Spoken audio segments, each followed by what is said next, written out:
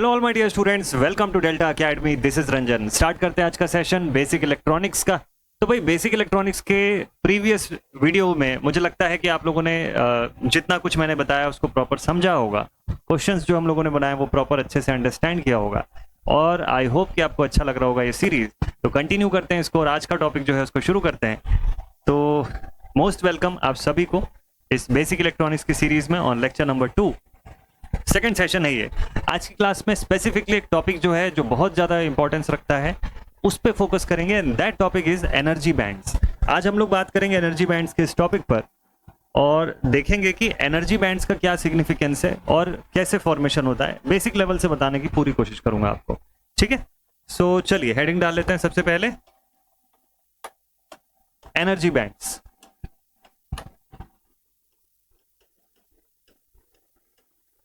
So today's topic is energy bands। ठीक, मैंने आप लोगों को पिछली क्लास में क्या क्या बताया था। मैंने आपको पिछली क्लास के लास्ट में ये बताया था कि भाई किसी भी एटम के अंदर इलेक्ट्रॉन्स का जो स्टेट होता है वो सर्टेन ऑर्बिटल्स के अंदर घूमते होते हैं। ऑर्बिटल्स पर ही क्यों घूमते हैं, रैंडम मोशन क्यों नहीं करते हैं, इसका डिटेल फॉर्म में मैंने पिछली वीडियो में आपको बताया था। तो इससे हमको एक चीज क्लियर हो गया कि इलेक्ट्रॉन्स जो होते हैं किसी भी एटम के वो प्रॉपर ऑर्बिटल्स में ही रोटेट कर रहे होते हैं जो कि एक फिक्स्ड लेवल्स पर होते हैं, जिससे हमको ये समझ में आता है कि किसी भी एटम में इलेक्ट्रॉन्स जो होते हैं सर्टेन लेवल ऑफ एनर्जी पर स्टे करते हैं, ठीक है। तो एनर्जी लेवल बोलते हैं ना सर, एनर्जी बैंड क्यों लिखते हैं आप, या बुक्स में भी एनर्जी बैंड क्यों लिखा होता है, एनर्जी लेवल लिखना चाहिए फिर तो, है ना। Why energy band word is used, तो समझते हैं। अभी तक हम लोग जैसा सोच रहे हैं उसके अकॉर्डिंग अगर मैं स्टेट करूं कि ये न्यूक्लियस के बाहर का हिस्सा है,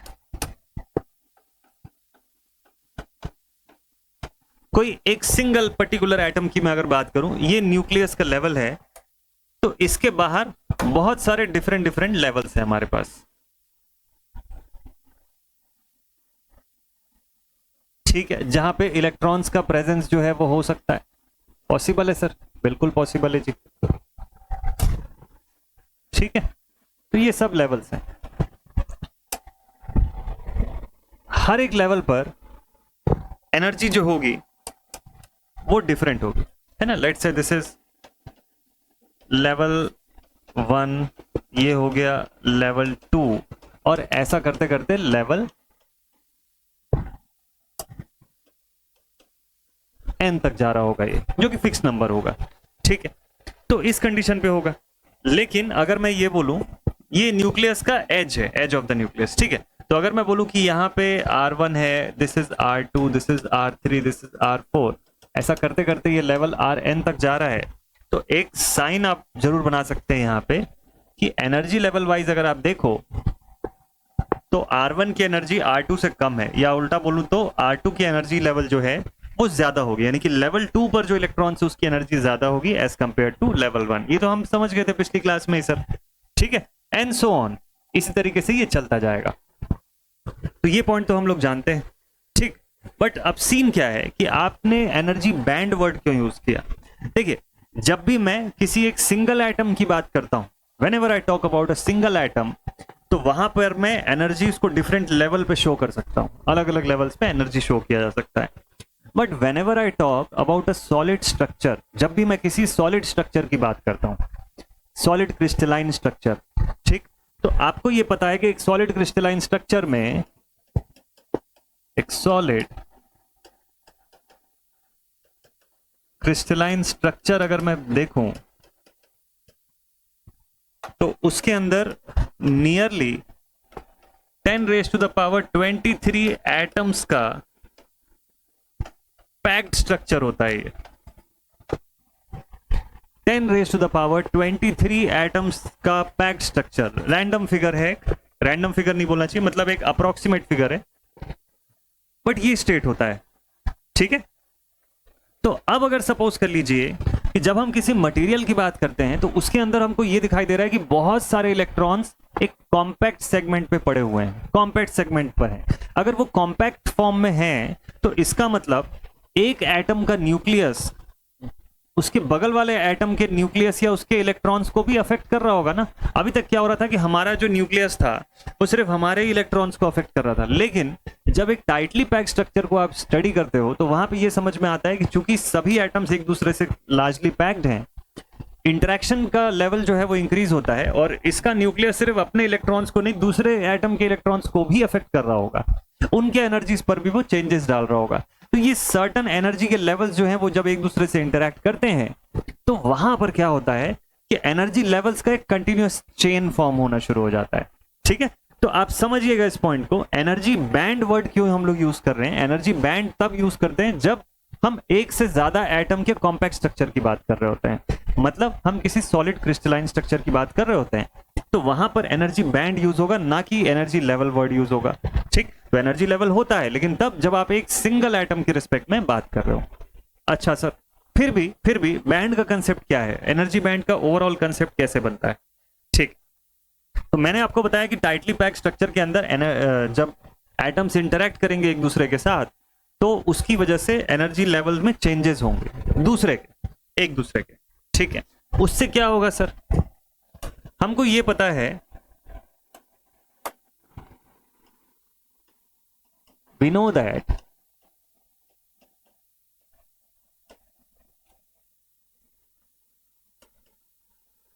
no two electrons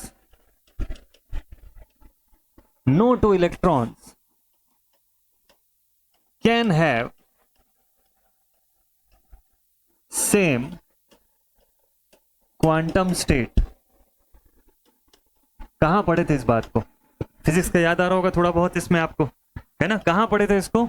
ये आपने पढ़ा था पॉलीज एक्सक्लूजन प्रिंसिपल में पढ़े थे इस पॉइंट को। पॉलीज एक्सक्लूजन प्रिंसिपल इस बात पे जोर देता है कि कोई भी दो इलेक्ट्रॉन सेम क्वांटम स्टेट पर हो ही नहीं सकते हैं। अगर ऐसा है तो जब बहुत सारे एटम्स का एक टाइटली पैक्ड स्ट्रक्चर, एक सॉलिड का जब मैं स्टडी करता हूं तो मुझे यह समझ में आता है कि जब ये सभी एटम्स एक दूसरे के साथ इंटरेक्ट करेंगे तो दो इलेक्ट्रॉन्स तो एक स्टेट पर हो ही नहीं सकते, एक क्वांटम स्टेट पे होंगे ही नहीं कभी, जिसकी वजह से क्या होगा कि यहां पर शार्प लेवल ऑफ एटम जो था पहले वो अब स्प्लिट हो जाएगा इनटू मल्टीपल शार्प लेवल। ठीक है, तो इससे क्या हो जाएगा? Therefore the sharp level of electrons या sharp level of energy in atom will split into multiple levels, multiple sharp levels of energy। बिल्कुल क्लियर प्रिंसिपल समझ में आ गया। जब इंटरेक्शन हुआ तो क्या हुआ? एक शार्प लेवल जो सिंगल था हमारे पास वो बट के स्प्लिट होके अब मल्टीपल शार्प लेवल्स के फॉर्म में होता गया।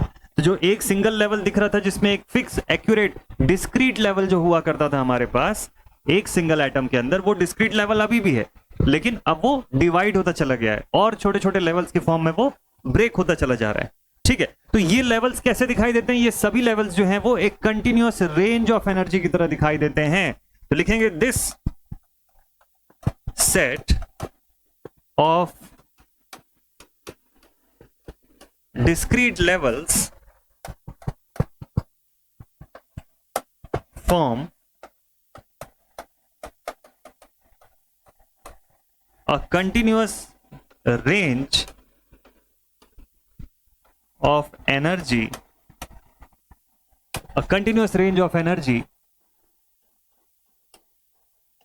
which is also known as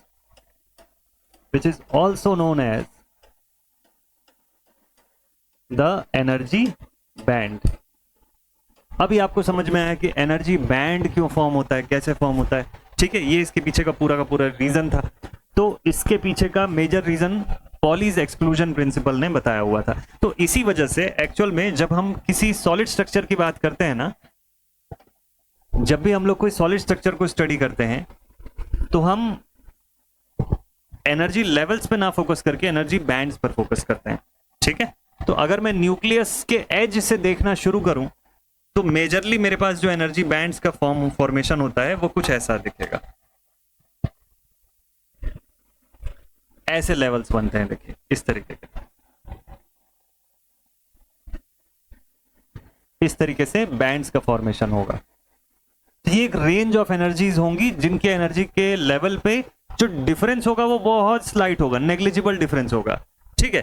तो ये ऐसा नहीं है कि इसके अंदर कोई लेवल्स नहीं है सर, इसमें भी एनर्जी का लेवल है। ये देखो, ये सब एनर्जी लेवल्स ही हैं जो स्प्लिट हुई है इस फॉर्म में, बट एक जैसी जो है, जो या करीब करीब की वैल्यूज की हैं, उनको हम एक बैंड के फॉर्म में पढ़ते हैं।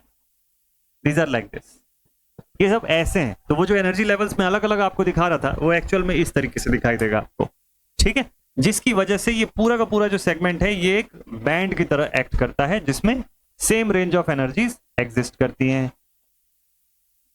ठीक है। चलिए इसको ड्रॉ कर देता हूं मैं।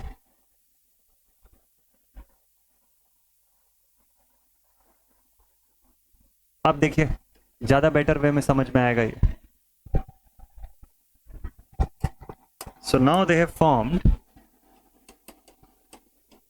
energy band. तो एनर्जी बैंड क्या हो गया? एनर्जी बैंड जो हो गया range of set of energy levels. Energy levels के सेट का एक रेंज होता है पूरा, कि इस पॉइंट से लेके इस पॉइंट तक का एक रेंज बन गया। रेंज नंबर 1, इसको आप लिखोगे रेंज नंबर 2, इसको आप लिखोगे range number 3 and so on.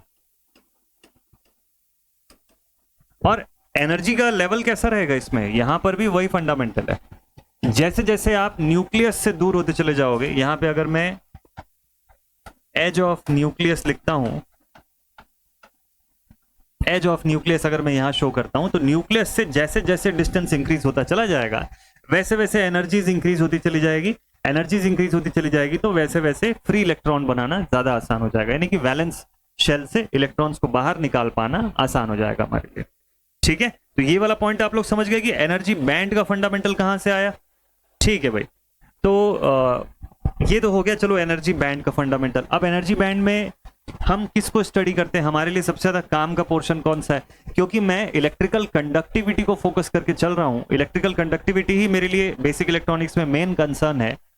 तो मैं देखूंगा कि मुझे इलेक्ट्रॉन्स कंडक्ट करने लायक कब मिलते हैं। कंडक्टिंग इलेक्ट्रॉन्स मुझे तब मिलेंगे जब मैं उनको वैलेंस शेल से फ्री करवा लूंगा। पिछले लेक्चर में बताया हुआ है मैंने, वैलेंस बैंड से फ्री हुए इलेक्ट्रॉन्स ही, वही फ्री इलेक्ट्रॉन्स जो कंडक्शन बैंड में पहुंचते हैं, दे बिकम कंडक्टिंग इलेक्ट्रॉन्स। इन्हीं की वजह से इलेक्ट्रिसिटी का फ्लो होता है, ठीक। तो सबसे पहले स्टडी करते हैं कि ये वैलेंस बैंड, कंडक्शन बैंड, और क्या ये इनके बीच में कोई गैप होता है या सेम लेवल्स पे होते हैं, इनके बारे में थोड़ा सा देखते हैं, ठीक है। चलिए समझने की कोशिश करते हैं।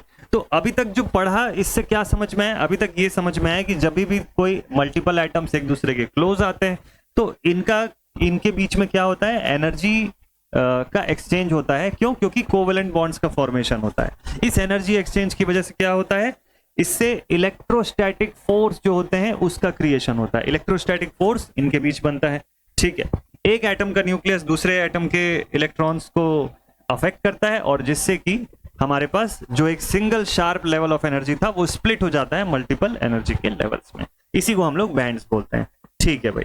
तो किसी एटम के अंदर का अब हमको देखो सारे बैंड्स को स्टडी करने की जरूरत नहीं है, हमको सिर्फ वही स्टडी करना है जो हमारे इलेक्ट्रिकल कंडक्टिविटी के पॉइंट ऑफ व्यू से यूजफुल होगा। तो इस फॉर्म में हमारे पास मेजर कंसर्न होता है दो एनर्जी बैंड्स का। One is the valence band and another is the conduction band. तो लिखेंगे मेजरली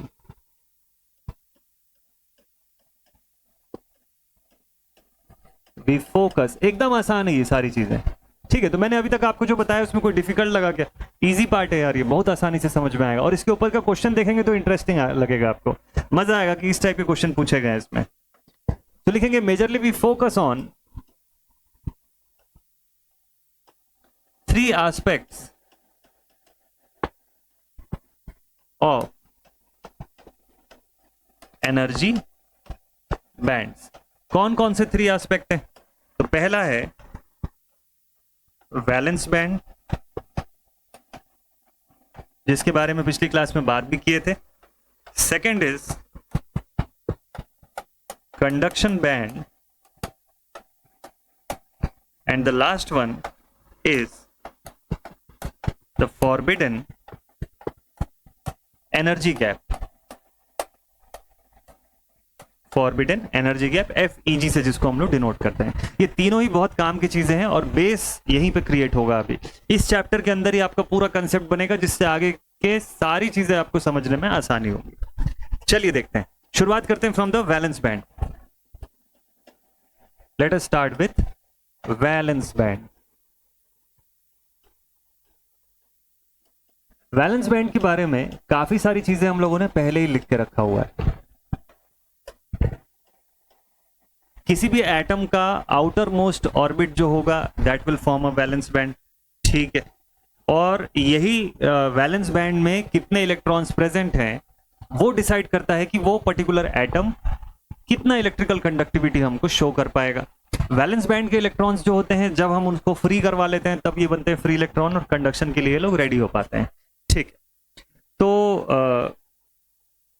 चलिए अब इसमें से पढ़ना समझना शुरू करते हैं कि range of energy possessed by the electrons present in the valence shell are known as valence band, ठीक है।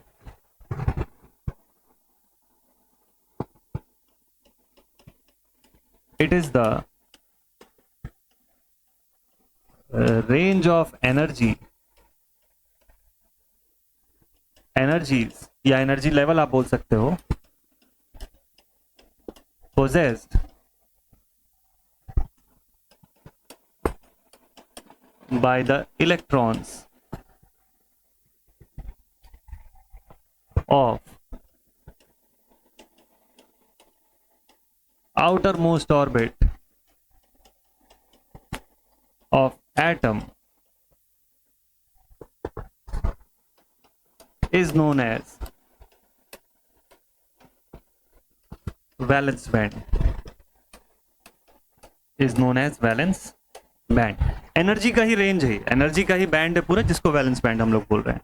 तो किसी भी एटम का आउटर मोस्ट ऑर्बिट का जो बैंड होगा वो हमारा क्या कहलाएगा? वैलेंस बैंड कहलाएगा, ठीक है। कोई भी नॉर्मल एटम जो है उसके अंदर उसका वैलेंस बैंड ही वो बैंड होता है, वो लेवल ऑफ एनर्जी होता है जो सबसे हाईएस्ट होता है, ठीक है। सो इंपॉर्टेंट पार्ट है ये, नोट करके अलग कलर से लिख लेते हैं। इन एनी एटम शॉर्ट में लिखता हूं, valence band possess highest level of energy. The valence band possess highest level of energy. किसी भी एटम के अंदर अगर आपको ये जानना है कि कौन से लेवल में सबसे हाईएस्ट एनर्जी है, that is always valence band. Important point है, थ्योरेटिकल क्वेश्चन 1 मार्क का इससे बनता है, ठीक है। अब ये वैलेंस बैंड जो होता है कंप्लीटली फील्ड भी हो सकता है, पार्शियली फील्ड भी हो सकता है किसी भी एटम के लिए। रीजन कैसे क्लासिफाई होता है? This valence band can be completely और पार्शियली फिल्ड।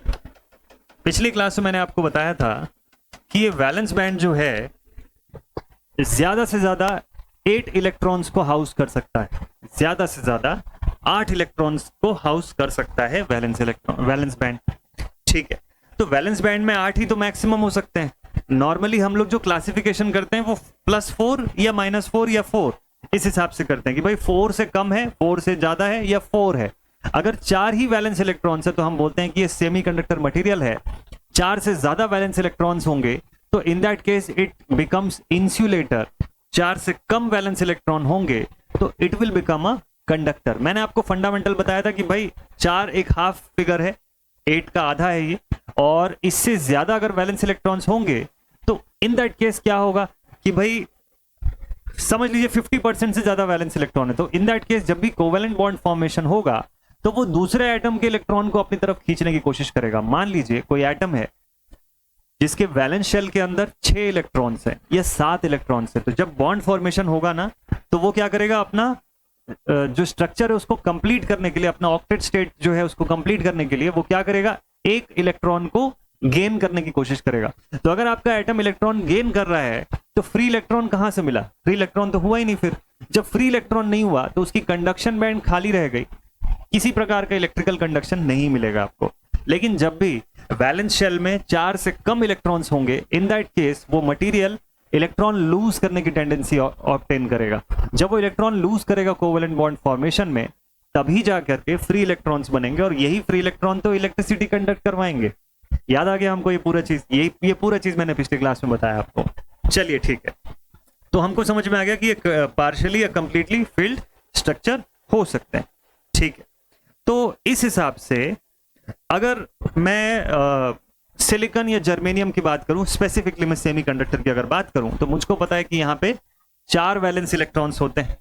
ठीक है, तो सिंस सिलिकॉन और जर्मेनियम है 4 वैलेंस इलेक्ट्रॉन्स, 4 ही वैलेंस इलेक्ट्रॉन्स होते हैं। इसका मतलब और हाउस हो सकते हैं यहां पे, यस। क्यों 4 ही होते हैं, क्योंकि ये सेमीकंडक्टर्स होते हैं। Therefore,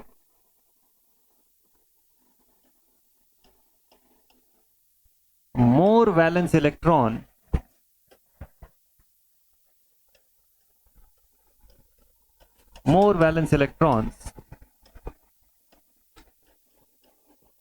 can be filled in its valence band. Short में लिख रहा हूं, वीवी मतलब वैलेंस बैंड को लिख रहा हूं। 4 ही है, हमको पता है मैक्सिमम 8 तक हो सकते हैं। अगर 8 हो सकते हैं तो मतलब 4 की जगह और है, वैलेंस बैंड को और फिल किया जा सकता है, और इलेक्ट्रॉन्स ये लोग ले सकते हैं। ठीक है, ये कंडीशन यहां पर है। अब इस कंडीशन को हम लोग यूज करेंगे जब मैं फॉरबिडन एनर्जी गैप आपको बता दूंगा, तब कंडक्टर, इंसुलेटर, सेमीकंडक्टर की कंडीशंस को एक्सप्लेन करूंगा मैं। ठीक है, तो अभी के लिए वैलेंस बैंड के बारे में इतना ही जानते हैं। चलिए चलते हैं सेकंड पॉइंट पर। दूसरा बैंड जिसके बारे में हमको पढ़ना है, that is conduction band. Second one is the conduction band. अब कंडक्शन बैंड और वैलेंस बैंड में से अगर कोई आपको पूछे कि बताओ ज्यादा एनर्जी पर कौन सा वाला बैंड होता है, एनर्जी वाइज ज्यादा एनर्जी किस बैंड में होती है, वैलेंस बैंड में होती है कि कंडक्शन बैंड में होती है, तो इसका आंसर क्या देंगे आप, सोचिएगा। ठीक है, थोड़ी देर में बताऊंगा मैं आपको, या ये टॉपिक पढ़ाते पढ़ाते समझ आ जाएगा। कंडक्शन बैंड एनर्जी का वो लेवल होता है जहां पर इलेक्ट्रॉन अपने वैलेंस इलेक्ट्रॉन से छूटने के बाद या वैलेंस बैंड से छूटने के बाद पहुंचता है। कंडक्शन बैंड में जितने इलेक्ट्रॉन प्रेजेंट होंगे वही डिसाइड करेंगे कि इलेक्ट्रिसिटी का फ्लो कितना होगा, या होगा भी या नहीं होगा। किसी भी मटेरियल के अंदर अगर उसका कंडक्शन बैंड खाली है, दैट शोज कि वो मटेरियल नहीं कंडक्ट करने वाला है। अगर कोई मटेरियल कंडक्टिंग नेचर का है तो दैट इज ओनली बिकॉज कि उसकी कंडक्शन बैंड में इलेक्ट्रॉन्स का फ्लो हो रहा है, लगातार इलेक्ट्रॉन्स अवेलेबल हो रहे हैं, लगातार फ्री इलेक्ट्रॉन्स आ रहे हैं। ठीक है, तो कंडक्शन बैंड के बारे में लिखते हैं।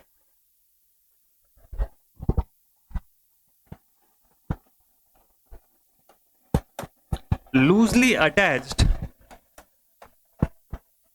Electron from valence band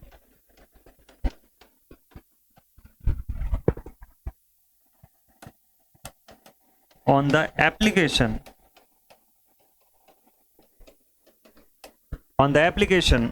of external trigger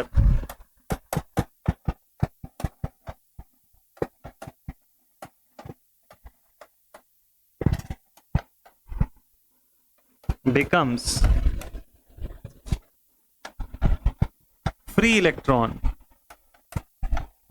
as they reach conduction band. As they reach conduction band CB, conduction band में पहुंचने के बाद इलेक्ट्रॉन्स अब फ्री हैं इलेक्ट्रिसिटी कंडक्ट करने के लिए, ठीक है। लेकिन वहां तक पहुंचाने के लिए आपको वैलेंस बैंड से इलेक्ट्रॉन्स को फ्री कराना पड़ता है। मेटल्स के अंदर ऑलरेडी ओवरलैप स्टेट होता है, इसलिए ये सब की दिक्कत नहीं है। नॉर्मल रूम टेम्परेचर पर भी वो इलेक्ट्रॉन्स का कंडक्शन पॉसिबल कर सकता है, लेकिन सेमीकंडक्टर्स के अंदर ये चीज नहीं होती है। सेमीकंडक्टर्स के केस में उन दोनों बैंड्स के बीच में थोड़ा गैप होता है, ठीक है। अभी एफईजी के बारे में बात करेंगे तो गैप बताऊंगा।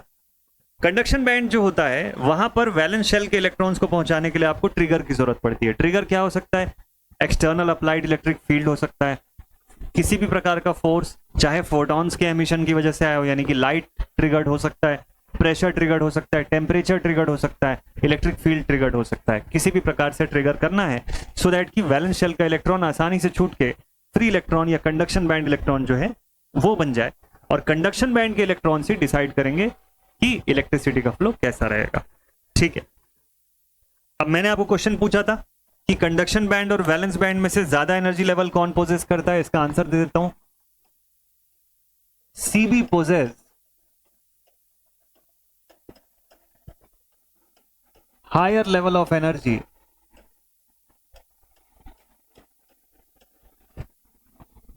as compared to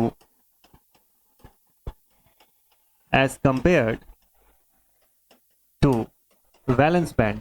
reason being very clear, बहुत आसान सिंपल सा रीजन है कि भाई न्यूक्लियस से जितना दूर होगा उतना एनर्जी लेवल हाई होगी वहां पे, ठीक है। तो सिंस इट्स डिस्टेंस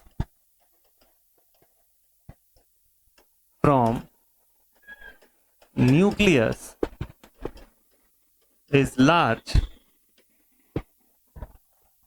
या is larger than that of VB। Valence band की तुलना में CB की डिस्टेंस न्यूक्लियस से ज्यादा होती है, इस वजह से यहां पर क्या होगा, एनर्जी का लेवल भी ज्यादा होगा। तो एक और क्वेश्चन का आंसर मिल गया, इससे भी सवाल आया हुआ है कॉम्पिटिटिव एग्जाम में। इसी तरीके के छोटे छोटे कंसेप्ट जो होते हैं ना, उससे सवाल बनता है। तो पढ़ते पढ़ते कई बार आपको पता भी नहीं चलेगा कि आप उतने इंपॉर्टेंस का एक टॉपिक पढ़ रहे हो जिससे कि सवाल भी आया हुआ है, यही पेपर में आया हुआ है, ठीक है। तो ये इसका कंडीशन है, ठीक है भाई। कंडक्शन बैंड अगर किसी मटेरियल में खाली है तो क्या होता है, लिखेंगे empty conduction band, empty CB in any material shows no electrical conductivity, no electrical conductivity। Electrical conductivity फिर नहीं मिलेगी आपको इसके अंदर, है ना। इंसुलेटर्स के अंदर ऐसा होता है क्या? 0 केल्विन पे यही कंडीशन होती है, ठीक है। लिख देता हूं मैं, insulators have empty conduction band at 0 Kelvin temperature, at 0 Kelvin temperature, ठीक है। चलिए भाई, अब बात करते हैं कि इंसुलेटर्स पे अगर कंडक्शन बैंड में ये सीन होता है, वैलेंस बैंड का क्या कैसा कंडीशन होता है। और सेमीकंडक्टर के बारे में मैं ऐसा क्यों बोल रहा था कि वैलेंस और कंडक्शन के बीच में गैप होता है, तो वो जो गैप होता है वो क्या होता है, क्या रहता है उस गैप के अंदर? क्या इलेक्ट्रॉन्स वहां पे फ्रीली मूव करते रहते हैं क्या, या उस फ्रीली उसी स्टेट पर पड़े रहते हैं क्या? समझते हैं भाई, देखते हैं। Next and third important thing is forbidden energy gap, forbidden energy gap. तो अभी हम लोग थोड़ा सा डिटेल में पढ़ रहे हैं इन सभी चीजों को। ये सब्जेक्ट जब कंप्लीट हो जाएगा तो मैं आखिरी में आपको एक समराइज लेक्चर भी बना के दूंगा इसका पूरा, जिसमें कि चैप्टर वाइज हम लोग पूरा समरी देखेंगे। एक सिंगल वीडियो में पूरा कंप्लीट चैप्टर पढ़ेंगे हम लोग। लेकिन मैं बता दूं कि अगर आप पहली बार पढ़ रहे हैं बेसिक इलेक्ट्रॉनिक्स तो डिटेल्ड लेक्चर से ही पढ़िएगा। समरी पार्ट सिर्फ उन बच्चों के लिए होता है जो ऑलरेडी पहले से पढ़ चुके हैं, जिनके पास नोट्स बने हुए हैं, कंसेप्ट सारे बने हुए हैं, वो सिर्फ समरी वाले पोर्शन को देखेंगे। आप लोग ये डिटेल्ड फॉर्म को देख के एक बार एफर्ट कर लीजिए, एक बार अच्छे से पढ़ लीजिए, सारा डिटेल आपकी नोट्स में आ जाएगा, आपके माइंड में आ जाएगा, फिर चीजें समराइज करना बहुत ईजी हो जाएगा आपके लिए, ठीक है। चलिए चलते हैं, तो एफईजी की बात करते हैं। What about the forbidden energy gap? इसको हम लोग FEG से भी डिनोट करते हैं शॉर्ट में, ठीक है। फॉरबिडन एनर्जी गैप जो होता है, it is the gap present between the valence band and conduction band. देखिए, अब मैं बैंड वाइज अगर बात करूं, सपोज कर लीजिए कि ये मेरा कंडक्शन बैंड है और ये वैलेंस बैंड है, ठीक है। कोई भी सॉलिड है उसके केस में, this is valence band and this one is conduction band,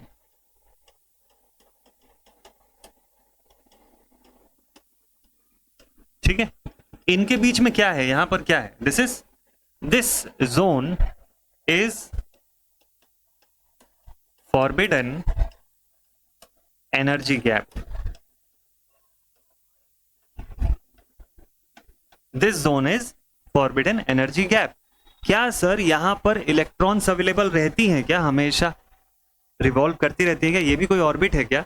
तो मैं आपको बता दूं कि यहां पे किसी भी प्रकार की कोई भी इलेक्ट्रॉन रिसाइड नहीं करती है।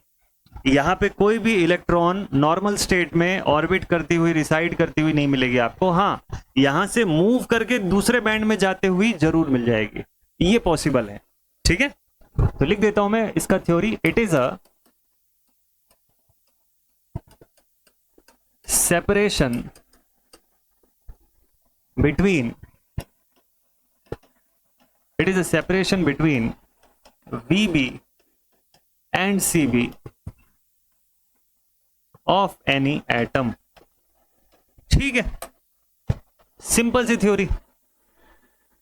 Valence band and conduction band के बीच का सेपरेशन जो होता है उसी को हम लोग फॉरबिडन एनर्जी गैप बोलते हैं, ठीक है। नाम में क्या बोला मैंने इसको, इसके नाम में मैंने क्या बोला कि फॉरबिडन का मतलब नॉट अलाउड, फॉरबिडन का मतलब ये इस जगह पे रहना फॉरबिड है, यहां इस पे रहना फॉरबिड किया गया है, मतलब यहां रहना अलाउड नहीं है। इसका मतलब कोई भी इलेक्ट्रॉन यहां पे लंबे समय तक स्टे नहीं कर सकता है।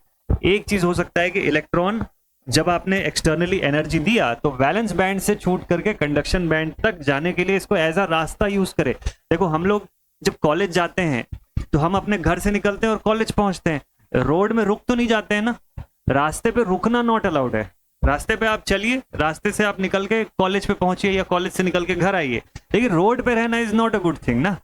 तो इसी की बात कर रहा है ये भी, इलेक्ट्रॉन के आने जाने का ये रास्ता है, ऐसा समझ लो। लेकिन ये फॉरबिडेड जगह है, यहां पे इलेक्ट्रॉन रह नहीं सकता है पूरे समय, ठीक ठीक है भाई। तो ये लिख देता हूं, it is not an allowed state of energy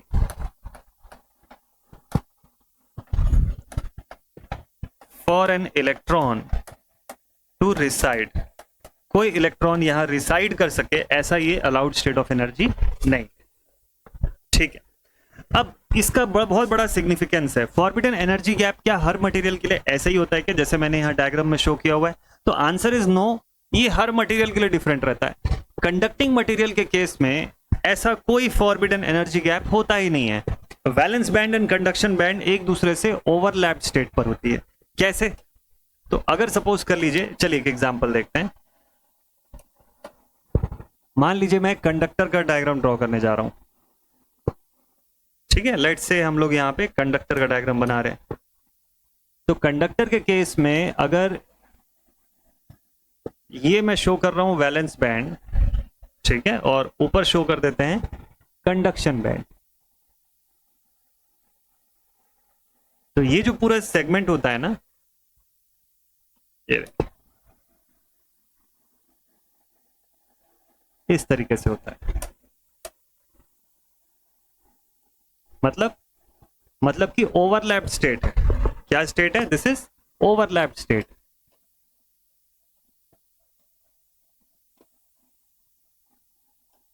late this be CB and this is valence band. किसका कंडीशन मैंने आपको बताया? This is for metals.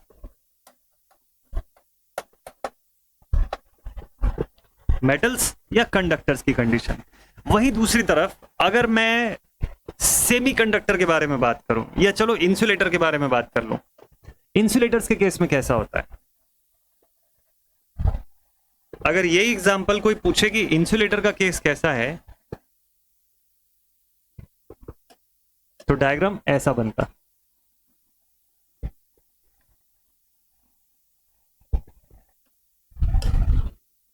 VB, this is CV। ये पूरा का पूरा FEG है, फॉरबिडन एनर्जी गैप है। So this is the case for what? This is the case for insulators या नॉन मेटल्स बोल सकते हो आप इसको। इंसुलेटर वर्ड यूज करना ज्यादा एक्यूरेट है as compare to non metal word, ठीक है। और लास्ट अगर मैं सेमीकंडक्टर्स का केस लूं, तो डायग्राम कुछ ऐसा दिखता है।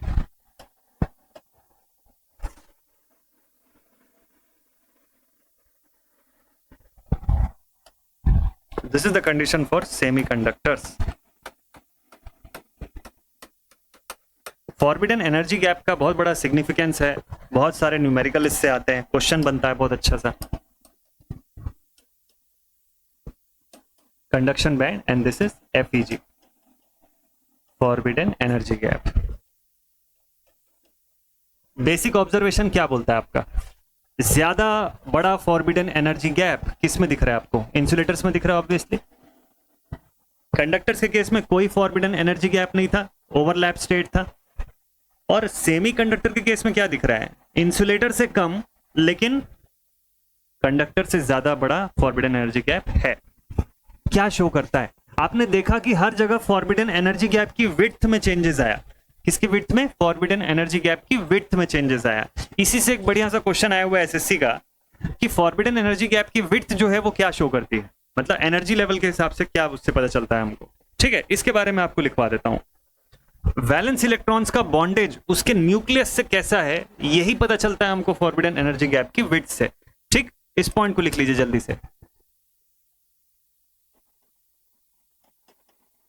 width of FEG shows the bonding of valence electron of an atom with its nucleus, with its nucleus। ठीक है, इसको एग्जांपल से समझिए। घर पे रहते हैं हम, भाई बहन, पापा मम्मी, इन सब के साथ हमारी बॉन्डिंग अगर बहुत ज्यादा अच्छी है, बहुत सॉलिड है, आपस में सभी भाई बहनों के बीच में बहुत जबरदस्त बॉन्ड है, तो कोशिश करते हो आप एक ही रूम में सो, क्योंकि आप चाहते हो कि ज्यादा से ज्यादा समय स्पेंड करो एक दूसरे के साथ।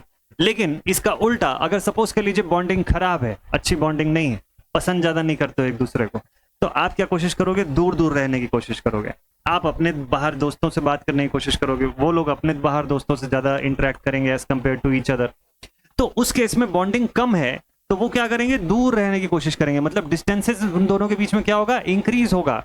अगर बॉन्डिंग अच्छी है तो डिस्टेंसेस क्या होंगे? रिड्यूस होते चले जाएंगे। कुछ ऐसा ही एटम के अंदर भी देखने को मिलेगा आपको। क्या देखने को मिलता है भाई? यहाँ पे विड्थ ऑफ FEG जितना हाई होगा, यहां थोड़ा उल्टा कंडीशन है, FEG का विड्थ जितना हाई होगा, जो एटम है उसके जो इलेक्ट्रॉन्स हैं वो अपने न्यूक्लियस से बहुत ज्यादा अच्छे तरीके से बॉन्डेड है। मतलब FEG क्या बताया कि बाहरी लोगों से एकदम दूर है भाई, ये बाहरी लोगों से एकदम डिस्टेंस बना के रखता है। क्यों? क्योंकि अपने न्यूक्लियस, अपने घर के लोगों से ज्यादा अच्छे से अटैच्ड है। समझ गए क्या चीज हो रहा है? सो width of the FEG shows bonding of valence electron of an atom with its nucleus. Therefore, अगर मैं बोलूं कि width of FEG अगर हाई है, means electron is more या is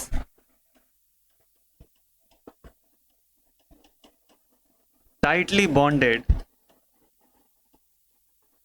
विथ न्यूक्लियस।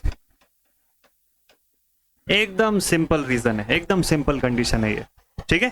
तो एफईजी की विड्थ जितनी ज्यादा, इलेक्ट्रॉन उतना टाइट बॉन्डिंग पे है। विड्थ ज्यादा किसमें, देखो इंसुलेटर में दिखा ना, विड्थ ज्यादा। इसका मतलब क्या आप यहां से वैलेंस शेल से इलेक्ट्रॉन्स को भेज पाएंगे क्या कंडक्शन बैंड में आसानी से?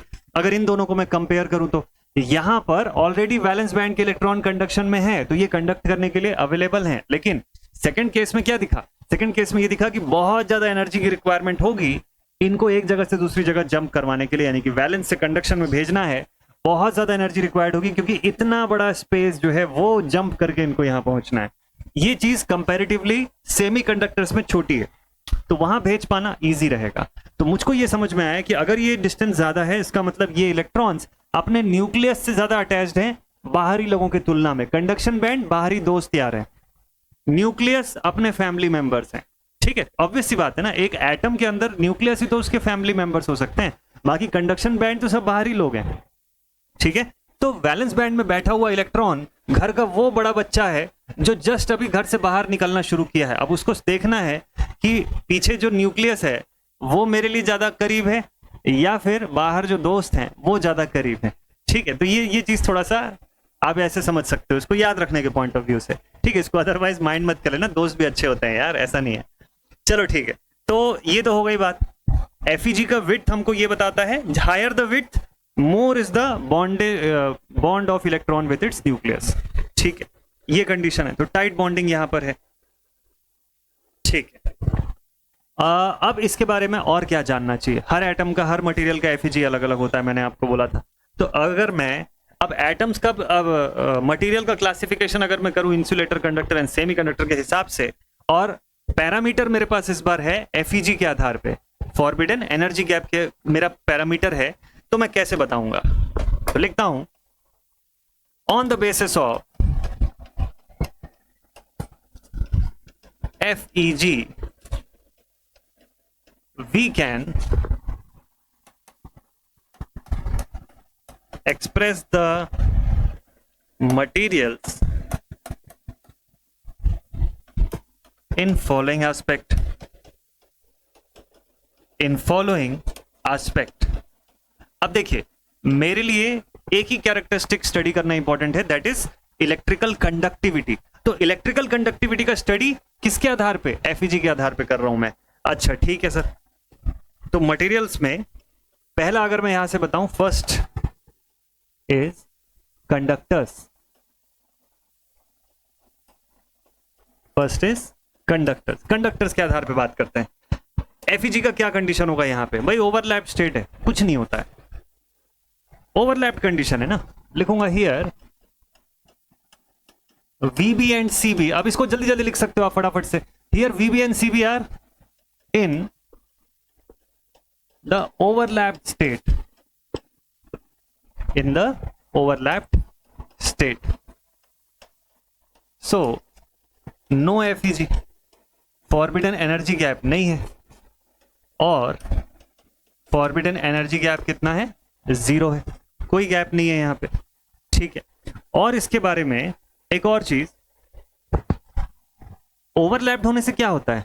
रूम टेम्परेचर पे भी इलेक्ट्रॉन्स कंडक्ट कर रहे हैं, रूम टेम्परेचर पे भी इलेक्ट्रॉन्स VB से CB पे जा रहे हैं। Therefore, even at room temperature, electrons are moving from VB to CB, conduction में फ्री इलेक्ट्रॉन्स इसलिए हमारे पास अवेलेबल रहते हैं, ठीक है। जब तक एक्सटर्नल इलेक्ट्रिक फील्ड का प्रेजेंस नहीं है तब तक रैंडम मोशन है। रैंडम मोशन का नेट आउटपुट 0 ही मिलता है, हम सबको पता है, बेसिक इलेक्ट्रिकल में पढ़े भी हुए हैं हम लोग इस चीज को। लेकिन जैसे ही एक्सटर्नल इलेक्ट्रिक फील्ड लगाऊंगा मैं, एक पर्टिकुलर डायरेक्शन में इलेक्ट्रॉन्स का फ्लो मिलेगा और मुझको इलेक्ट्रिसिटी मिलती है, इलेक्ट्रिसिटी का फ्लो मिलता है इस कंडक्टर के थ्रू, ये बात तो जानते हैं। लेकिन टेम्परेचर के साथ क्या रिलेशन है? With increase in temperature, with increase in temperature, देखो रूम टेम्परेचर पे ऑलरेडी ये लोग कंडक्ट कर रहे हैं, टेम्परेचर बढ़ाने से क्या होगा, थर्मल एजिटेशन इंक्रीज होगा। जब यहाँ पर थर्मली इनका वाइब्रेशन क्रिएट होगा इनके अंदर, तो क्या होगा, ये इलेक्ट्रॉन्स एक दूसरे से कोलाइड करेंगे तो एनर्जी लूज करेंगे तो क्या होगा, रेजिस्टेंस बढ़ेगा, कंडक्टिविटी नहीं बढ़ेगी। ठीक है, so with increase in temperature conductivity reduces and resistance increases। किसमें, कंडक्टर में resistance increases। therefore we can say that a conductor will have क्या, a conductor will have positive temperature coefficient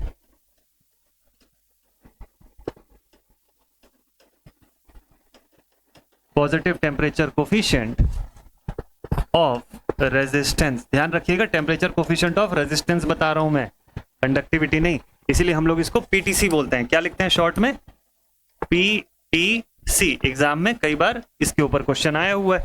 तो conductors के अंदर टेम्परेचर कोफिशिएंट वाइज क्वेश्चन पूछेगा तो बताओगे आप पीटीसी होता है, पीटीसी को फॉलो करता है। इसका एक छोटा सा डेरिवेशन है, बीडब्ल्यू में मैंने करवा रखा है ऑलरेडी, या तो आप वहां से देख सकते हैं या फिर ग्रेजुअली मैं इसके अंदर वो डेरिवेशन आपको करवा दूंगा। ठीक है, उसका कैलकुलेशन बेसिक इलेक्ट्रिकल में ज्यादा पूछता है, इलेक्ट्रॉनिक्स में नहीं पूछता। इलेक्ट्रॉनिक्स में किसी और चीज का कैलकुलेशन पूछेगा, इसी एफईजी से, जो आज की क्लास में अभी मैं आपको थोड़ी देर में करवाने वाला हूँ। ठीक है, तो हमको ये समझ में आ गया ये वाला पॉइंट। अच्छा भाई, ठीक है, पीटीसी को फॉलो करता है रेजिस्टेंस के पॉइंट ऑफ व्यू से, यानी कि टेम्परेचर बढ़ा, रेजिस्टेंस बढ़ा, कंडक्टिविटी कम हो गई। किसमें, कंडक्टर्स के अंदर। नेक्स्ट पॉइंट, इंसुलेटर्स की बात करते हैं। Second is insulators. अब ये कंडक्टर इंसुलेटर पहले भी पढ़ चुके हैं, उसके बारे में पहले भी बात की है। अभी खास क्या हो रहा है, अभी इसलिए इंपॉर्टेंट है क्योंकि अभी हम लोग फॉरबिडन एनर्जी गैप के एस्पेक्ट से देख रहे हैं, एफईजी के हिसाब से देख रहे हैं। ठीक है, ये क्लासिफिकेशन है। इंसुलेटर्स में क्या होता है, वैलेंस बैंड कैसा होता है इंसुलेटर्स का, पूरा भरा हुआ रहता है कि पूरा खाली रहता है? आंसर बताइए।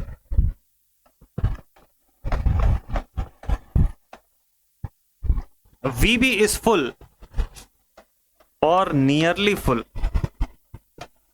वैलेंस बैंड में 8 ही इलेक्ट्रॉन्स हो सकते हैं। मान लीजिए कोई इंसुलेटर है 7 इलेक्ट्रॉन्स है, ठीक है, पॉसिबल है, 6 भी पॉसिबल है, पूरे 8 के 8 भी पॉसिबल है।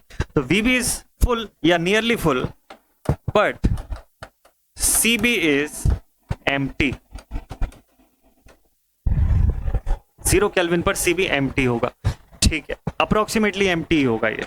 ठीक है भाई, तो इससे क्या हो जाएगा, इससे हमारा ऐसा इसलिए क्योंकि वैलेंस बैंड और कंडक्शन बैंड के बीच एनर्जी गैप बहुत हाई है। तो मैं लिखूंगा FEG, डायग्राम में हम लोगों ने देखा भी था। तो FEG is large, normally it is near by 15 electron volt. सब में नहीं होता, लेकिन एवरेज अगर देखोगे तो किसी भी इंसुलेटर का इसी रेंज के आसपास होता है, approximately near by 15 electron volt का FEG होता है। तो वेरी लार्ज रहता है।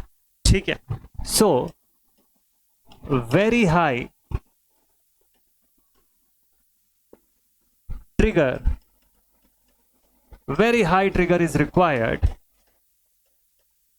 is required for electrons to jump from VB to CB। Short में लिख रहा हूं मैं, क्योंकि ये लिखने की उतनी नीड नहीं है, इसको छोड़ सकते हो आप, बस आपके समझने के लिए बता रहा हूं। ठीक है, तो रूम टेम्परेचर पे इलेक्ट्रॉन्स का कोई मूवमेंट नहीं मिलेगा। Room temperature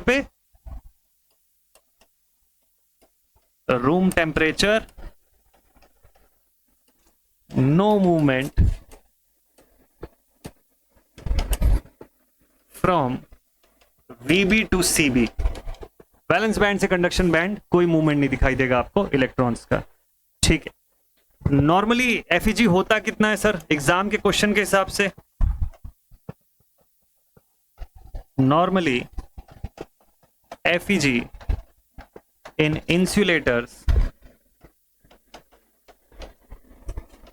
is always greater than 5 electron volt. Exam में जब क्वेश्चन पूछेगा तो ये राइट आंसर है, 10 मत 15 मत लिख दीजिएगा, ठीक है। 15 मैंने एक एवरेज फिगर आपको बताया हुआ है कि ऑन एन एवरेज बहुत हाई रहता है फॉरबिडन एनर्जी गैप, ठीक है। लेकिन ऑप्शंस को जरूर चेक कीजिएगा, और वैसे देखा जाए तो इंसुलेटर्स में बेयर मिनिमम अगर आपको कोई बोलेगा ना कि कम से कम फॉरबिडन एनर्जी गैप कितने का होना चाहिए, तो इतना पता है कि 5 इलेक्ट्रॉन वोल्ट से तो ज्यादा ही होना चाहिए, ठीक है। फिर वो 15 भी हो सकता है, 20 भी हो सकता है, any range it is possible above that, ठीक है। ये कैसा फॉलो करता है टेम्परेचर के साथ? भाई रूम टेम्परेचर पे तो कोई कंडक्शन नहीं हो रहा है, लेकिन टेम्परेचर को जब आप इंक्रीज करोगे तो धीरे धीरे वहां पे एनर्जी गेन करना शुरू करेंगे इलेक्ट्रॉन्स, एंड कोशिश करेंगे कंडक्शन करने की। हालांकि कंडक्ट फिर भी नहीं कर पाएंगे, उससे पहले ही पॉसिबिलिटी है कि आपका इंसुलेटर बर्न आउट हो जाएगा, जल जाएगा, ठीक है। तो लिख सकता हूं increase in temperature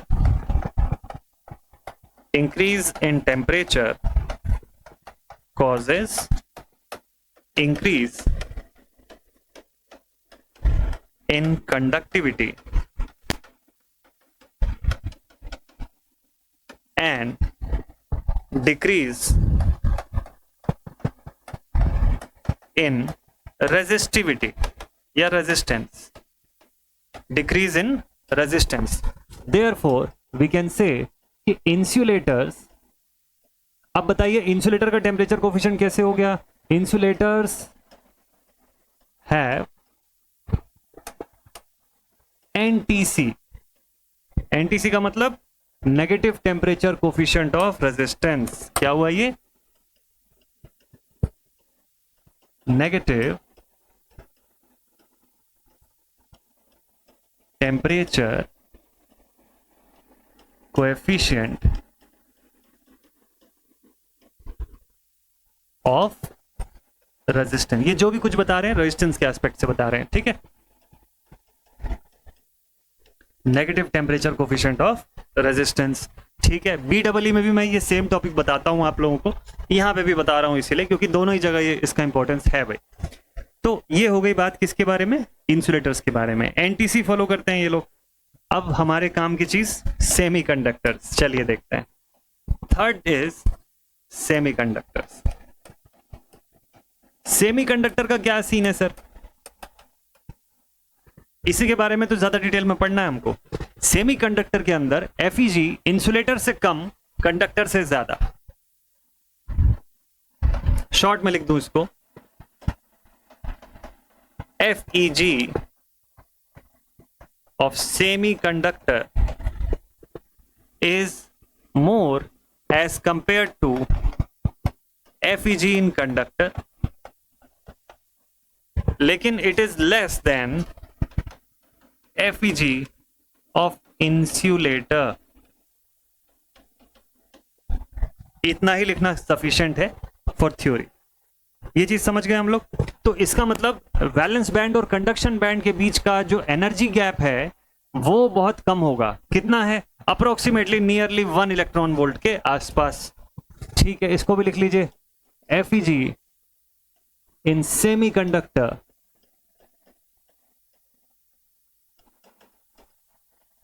is nearly equal to 1 electron volt. EV मतलब इलेक्ट्रॉन वोल्ट, थोड़ी देर में इसके बारे में बात करेंगे।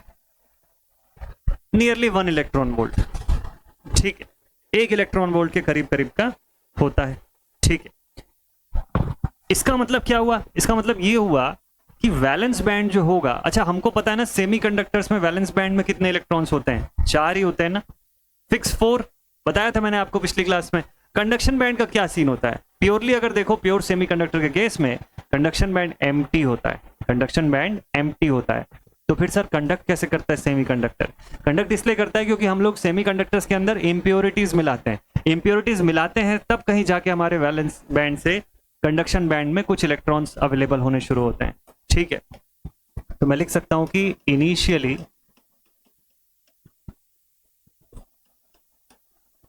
in a semiconductor,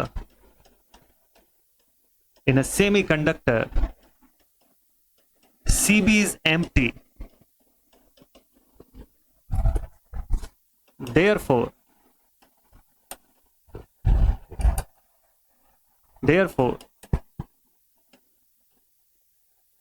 the addition of impurities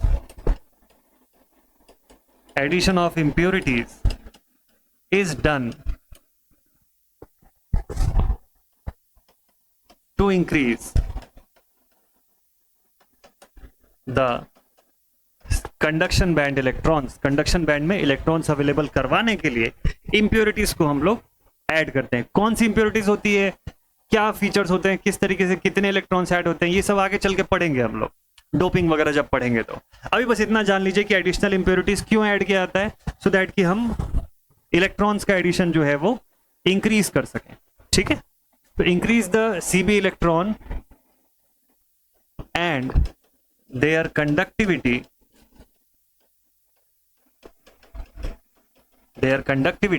at room temperature.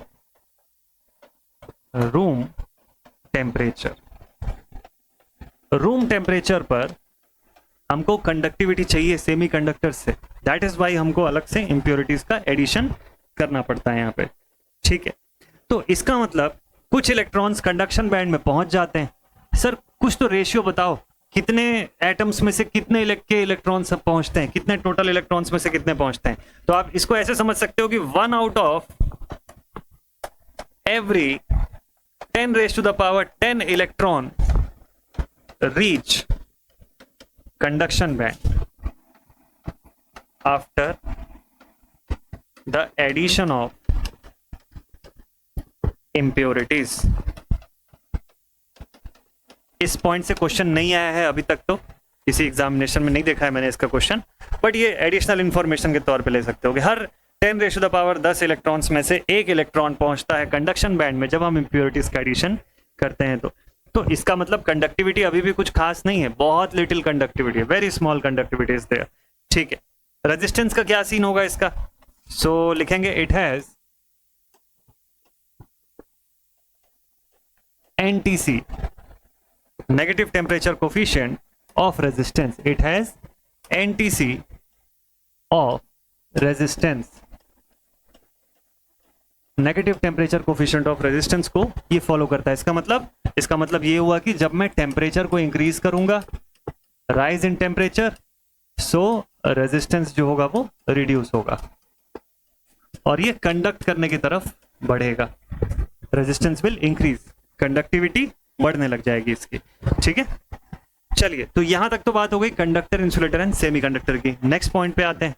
अब हम लोग नॉर्मली सेमीकंडक्टर्स में सिलिकॉन एंड जर्मेनियम का बहुत नाम सुनते हैं, बहुत बार देखते हैं कि सिलिकॉन है, जर्मेनियम है, इनका इस्तेमाल हो रहा है, दोनों का इस्तेमाल होता है वेरियस पर्पस के लिए. बट द क्वेश्चन इज, इन दोनों में से ज्यादा प्रिफर्ड कौन सा होता है, ज्यादा प्रिफर्ड कौन सा सेमीकंडक्टर होता है. ठीक है, तो सवाल समझिएगा.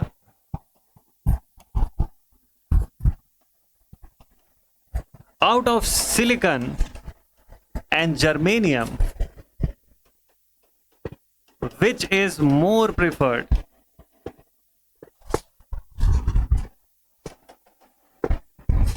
Which is preferred?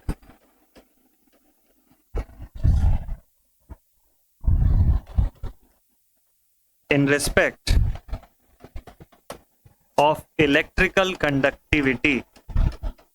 In respect of electrical conductivity.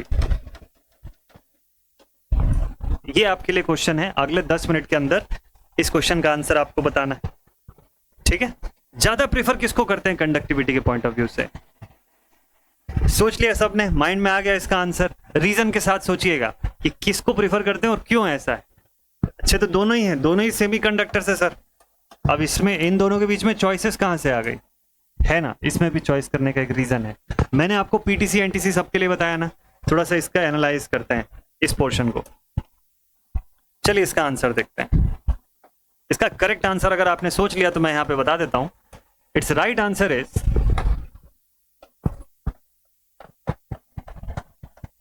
Silicon. Correct answer है सिलिकॉन। सिलिकॉन को हमेशा ज्यादा प्रेफर करते हैं एज कंपेयर टू जर्मेनियम। क्यों सर, रीजन बताइए। चलो ठीक है, देखते हैं इसका रीजन, देखते हैं क्या रीजन हो सकता है। देखिए रीजन ये है, atomic number of silicon is 14। ये रीजन है क्या? नहीं, रुको तो देखो, एटॉमिक नंबर ऑफ जर्मेनियम कितना है? ये तो है सर 32, 34 तो नहीं होता ना, 32 ही होता है, 32। ठीक, इससे क्या फर्क पड़ गया? दोनों की वैलेंस इलेक्ट्रॉन कितना है बताओ? सिलिकॉन में भी वैलेंस इलेक्ट्रॉन, सिलिकॉन में वैलेंस इलेक्ट्रॉन कितना है? 4। अच्छा, जर्मेनियम में वैलेंस इलेक्ट्रॉन कितना है? 4।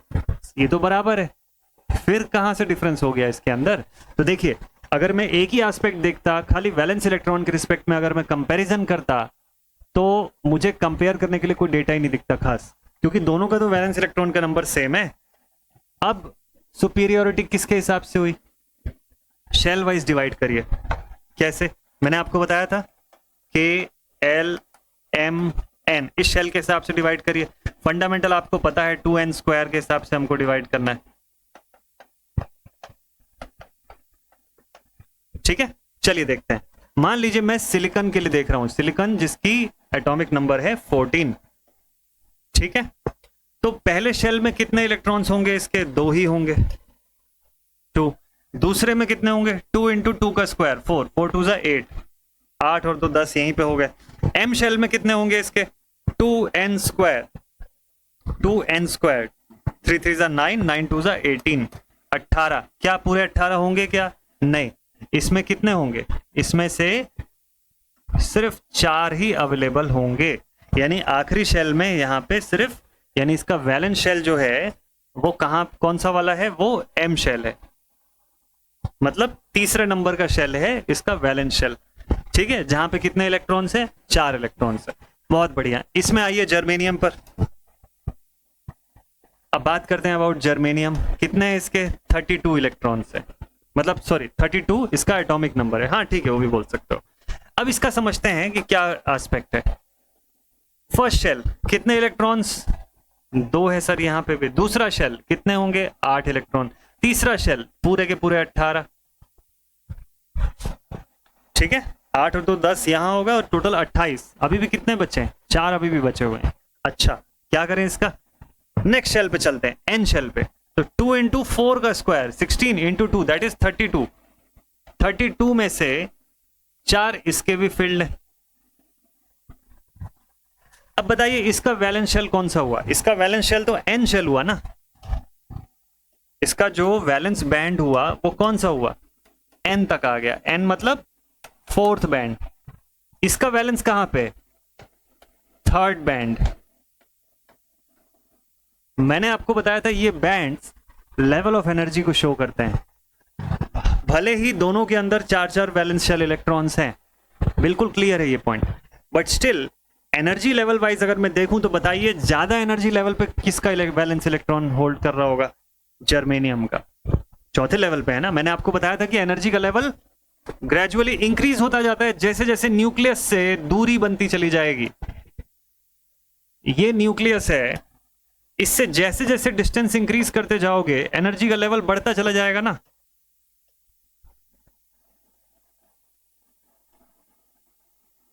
कुछ ऐसा। ठीक है, लेट्स से दिस इज के एल एम एन शेल है ना, ये आपका न्यूक्लियस है। ठीक, इसके रिस्पेक्ट में ये दूरी जैसे जैसे बढ़ती चली जाएगी वैसे वैसे क्या होगा? एनर्जी का लेवल भी बढ़ता चला जाएगा। तो इसका मतलब अगर यहां का एनर्जी लेवल में E1 बोलता हूं, इसका E2 बोल रहा हूं, इसको E3 बोल रहा हूं और इसको E4 शो कर रहा हूं, तो हमेशा E2 ग्रेटर देन E1 होगा, E3 ग्रेटर देन E2 होगा और E4 सबसे ज्यादा बड़ा होगा। ये तो जानते हैं हम लोग, पिछली क्लास में जितना पढ़ा था उससे इतना पॉइंट तो समझ ही आ गया था हमको। तो अगर मैं यही चीज सिलिकॉन के केस में बोलूं तो सिलिकॉन कौन से शेल पे खत्म हो रहा है? KLM, एम शेल पे खत्म हो रहा है। जर्मेनियम का वैलेंस शेल कौन सा है? एन शेल है। देख लीजिए दोनों में एनर्जी का डिफरेंस, इसमें E3 है, थर्ड लेवल ऑफ एनर्जी पे है, ये E4 पे है। तो इसका मतलब मैं बोल सकता हूं ना कि E4 is greater than E3, मतलब जर्मेनियम के valence electron higher energy level पे है एज कंपेयर टू सिलिकॉन के वैलेंस इलेक्ट्रॉन से। क्लियर है ये चीज? तो वैलेंस इलेक्ट्रॉन ऑफ जर्मेनियम भले ही 4 हैं दोनों में, are at higher energy level than valence electron of silicon. इससे तो अच्छी बात है ना सर, जर्मेनियम ज्यादा अच्छा है, फिर तो जर्मेनियम को प्रिफर करना चाहिए। भाई देखिए कारण समझिएगा, अगर एनर्जी लेवल हाई है इसका मतलब न्यूक्लियस से दूर उतना ज्यादा है। अब अगर मान लीजिए मैं टेम्परेचर में जरा सा भी चेंज करता हूं, ज्यादा असर किसके ऊपर पड़ेगा? जर्मेनियम के वैलेंस इलेक्ट्रॉन पे ज्यादा असर पड़ेगा कि सिलिकॉन के वैलेंस इलेक्ट्रॉन पे ज्यादा असर पड़ेगा? तो सिंपल सी बात है, चूंकि जर्मेनियम के वैलेंस इलेक्ट्रॉन्स की लेवल एनर्जी लेवल हाई है, इसलिए उसको फ्री करा पाना उतना ही आसान होगा। ये भी पॉइंट लिखवाया हुआ है मैंने आपको कि higher the energy level less is its bond with its own nucleus. अपने न्यूक्लियस से उतना कम बॉन्डेड होगा, उतना ज्यादा एनर्जी लेवल पे होगा और उतना जल्दी उसके बाहर निकलने का चांस रहेगा। इसका मतलब अगर एक बढ़िया सी मूवी लगी और आपके दोस्त ने 5-6 दोस्तों ने बार बार फोन करके आपको बताया कि यार मूवी बहुत अच्छी है, आज तो जाना ही पड़ेगा, आज तो बुक कर ही रहे हैं, वैसे वैसे आपका एक्साइटमेंट, आपका एनर्जी लेवल बढ़ता चला जाएगा और उतना ज्यादा चांस होगा कि आप घर से निकल के मूवी देखने चले जाएंगे आज। ठीक है, तो ये कंडीशन इलेक्ट्रॉन्स के केस में भी होती है एंड दैट इज वाई, और यही हमारे लिए अभी सबसे बड़ा खतरा भी है। क्या खतरा है? कि सिलिकॉन के जो इलेक्ट्रॉन्स है ना, उसको टेम्परेचर चेंज से ज्यादा असर नहीं पड़ेगा। जर्मेनियम का इलेक्ट्रॉन बैठा ही हुआ है, जरा सी भी टेम्परेचर चेंज होगी उस पर रिएक्ट करने के लिए, थोड़ा सा भी टेम्परेचर चेंज होगा तो उसके इलेक्ट्रॉन्स निकल जाएंगे वहां से बाहर। सिलिकॉन स्टेबल रहेगा, मतलब टेम्परेचर चेंजेस पे ज्यादा स्टेबिलिटी हमको सिलिकॉन से मिलेगी कंडक्टिविटी के पॉइंट ऑफ व्यू से एज कंपेयर टू जर्मेनियम। और यही कारण है कि हम लोग जर्मेनियम को उतना नहीं प्रीफर करते हैं, वी ऑलवेज प्रीफर सिलिकॉन जहां तक इलेक्ट्रिकल कंडक्टिविटी का सवाल होता है। रीजन क्लियर है आप सभी को? लिखवा देता हूं ये वाला पॉइंट, ठीक है। सो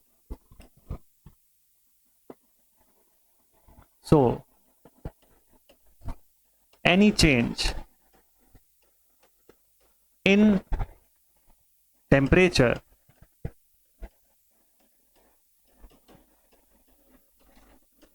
is more likely to affect germanium valence electron as compared to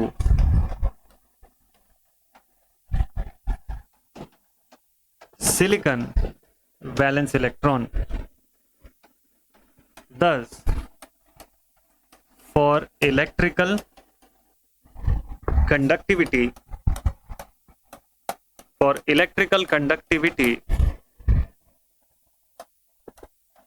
we always prefer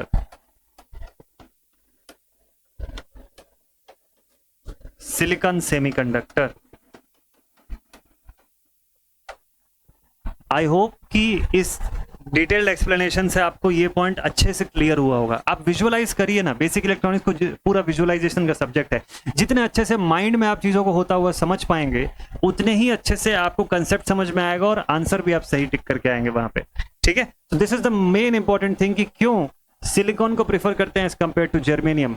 university examination में सेमेस्टर में आपका वाइवा होता है, कई बार इन्विजिलेटर्स पूछते हैं आपसे ये क्वेश्चन कि भाई इसका रीजन बताओ, दोनों में से किसको प्रीफर करते हैं और क्यों ऐसा होता है। ज्यादा प्रेफरेंस इलेक्ट्रिकल कंडक्टिविटी के पॉइंट ऑफ व्यू से सिलिकॉन का ही हमेशा ज्यादा रहेगा।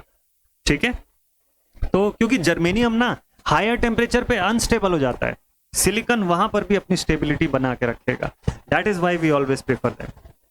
ठीक ठीक ठीक, चलिए अब यहां तक बात हो गई एनर्जी बैंड्स की। आई होप यहां तक का पॉइंट आपको क्लियर हो गया होगा। अब इसके बाद हम लोग बात करने वाले हैं अबाउट सम एडिशनल एस्पेक्ट्स की, जहां एनर्जी बैंड में एक बैंड से दूसरे बैंड का जो मूवमेंट होगा वो कैसे कंडक्ट होता है, कोई भी इलेक्ट्रॉन एक एनर्जी लेवल से दूसरे एनर्जी लेवल पे कैसे जा सकता है, उसको कितनी एनर्जी गेन करनी पड़ेगी या लूज करनी पड़ेगी, क्या एस्पेक्ट होता है, इसको समझना शुरू करते हैं। तो इस पॉइंट के बाद अब ये इंपॉर्टेंट है ये जानना कि भाई इलेक्ट्रॉन्स की शिफ्टिंग में कितनी एनर्जी रिक्वायर्ड होती है। अगर हम लोग वैलेंस बैंड से कंडक्शन बैंड में भेजने की कोशिश कर रहे हैं इलेक्ट्रॉन्स को, इसमें कितनी एनर्जी का रिक्वायरमेंट होता है। ठीक है, चलिए टॉपिक को करते हैं शुरू और यहां बात करते हैं about the shifting of electrons. Suppose कर लीजिए इलेक्ट्रॉन्स को एक ऑर्बिट से दूसरे ऑर्बिट में भेजना है मुझको, एक ऑर्बिट से दूसरी ऑर्बिट में भेजना है मुझको। ठीक, तो क्या कंडीशन होगी? So for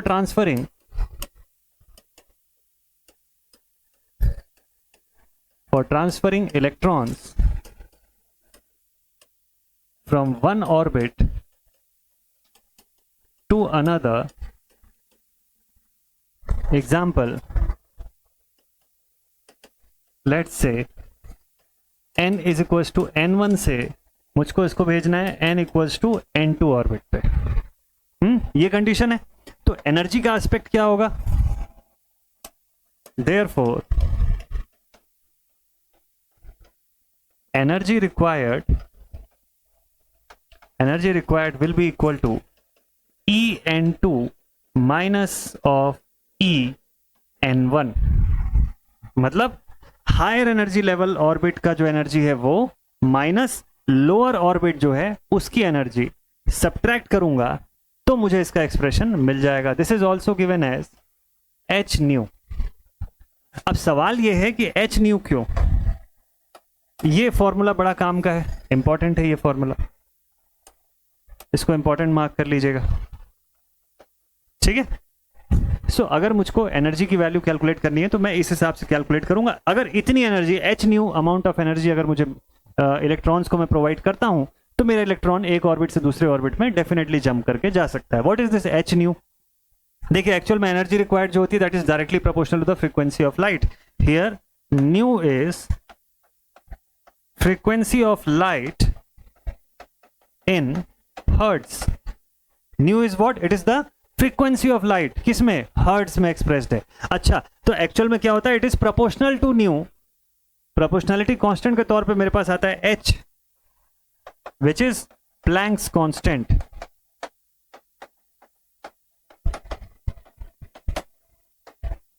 Planck's constant 6.626 10⁻⁻34 joule second.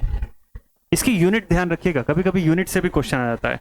ठीक है, तो this is the Planck's constant जिसके रिस्पेक्ट में मैं यहाँ पे एक्सप्रेशन बता रहा हूँ। जूल सेकंड के फॉर्म में प्लैंक्स कांस्टेंट को हम लोग एक्सप्रेस करते हैं और हर्ट्ज में फ्रीक्वेंसी ऑफ लाइट को हम लोग एक्सप्रेस करते हैं। तो इतनी एनर्जी मुझको रिक्वायर्ड होगी इलेक्ट्रॉन को एक ऑर्बिट से दूसरे ऑर्बिट में भेजने के लिए। लेकिन कैलकुलेशन कैसे करेंगे इसका?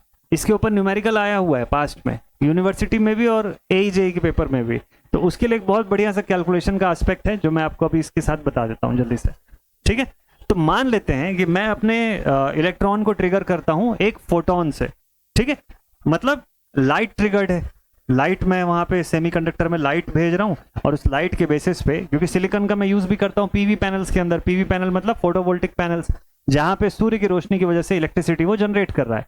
ठीक, तो मैं ये मान लेता हूं कि मेरा जो ये सेमीकंडक्टर है it is a light triggered semiconductor. अब मैं लाइट उसके ऊपर इंसिडेंट कर रहा हूं एक सिंगल फोटोन की एनर्जी के रिस्पेक्ट में, और उससे देखूंगा कि मुझे अपने इलेक्ट्रॉन को दूसरे ऑर्बिट में स्टैब्लिश करने के लिए क्या इनपुट देना पड़ रहा है, किस यूनिट में कितना इनपुट देना पड़ रहा है। ठीक है, तो छोटा सा एक्सप्रेशन है, देख लेते हैं इसको। तो यहां पे energy of a photon, energy of photon is directly proportional to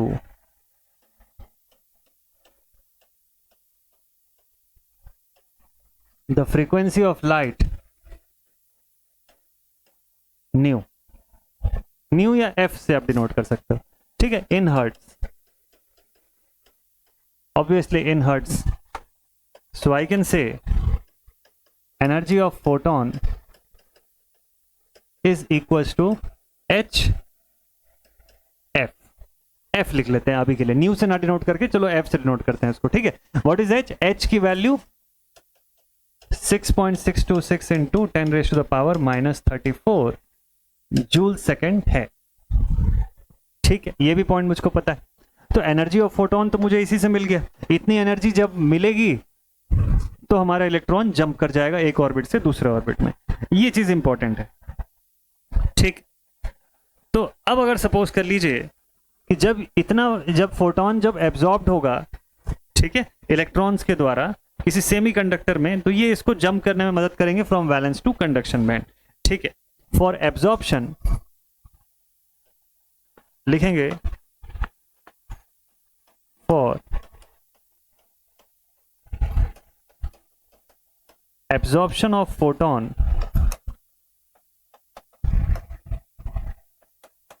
by electron, energy absorbed should be equal to HF। जितनी एनर्जी एब्जॉर्ब करे, कितनी एनर्जी चाहिए उसको, इतनी एनर्जी एब्जॉर्ब करना पड़ेगा। क्यों? लोअर एनर्जी लेवल से हायर एनर्जी लेवल पे जंप करने के लिए। अगर सर उल्टा हुआ तो एनर्जी डिलीवर कर देगा, उतनी एनर्जी डिलीवर करेगा। तो अभी क्या सिचुएशन बता रहा हूं मैं आपको, लोअर एनर्जी लेवल से हायर एनर्जी लेवल पर मेरा इलेक्ट्रॉन जंप करके जा रहा है। इसीलिए मैंने यहां पिछले पेज में क्या लिखा था, N1 से N2, जहां पे कि N1 जो है लोअर एनर्जी ऑर्बिट है, N2 हायर एनर्जी का ऑर्बिट है। तो इसीलिए एनर्जी रिक्वायर्ड क्या हुआ, higher energy orbit minus lower energy orbit in terms of energy. ठीक है, ये पूरा चीज एक दूसरे से रिलेटेड है। अच्छा ठीक है भाई, तो एनर्जी एब्जॉर्ब कितना होना चाहिए, एच एफ या एच न्यू के बराबर होना चाहिए, एनर्जी ऑफ फोटोन के बराबर होना चाहिए। ठीक है, मुझको एक चीज और बताना होगा, इलेक्ट्रॉन्स का बैंड गैप जो होता है उसको मैं इलेक्ट्रॉन वोल्ट में मेजर करके बताता हूं। ये भी अपने आप में एक सवाल है। ठीक है, लिखता हूं मैं यहां पे, since band gap of electron is expressed in EV। EV मतलब इलेक्ट्रॉन वोल्ट।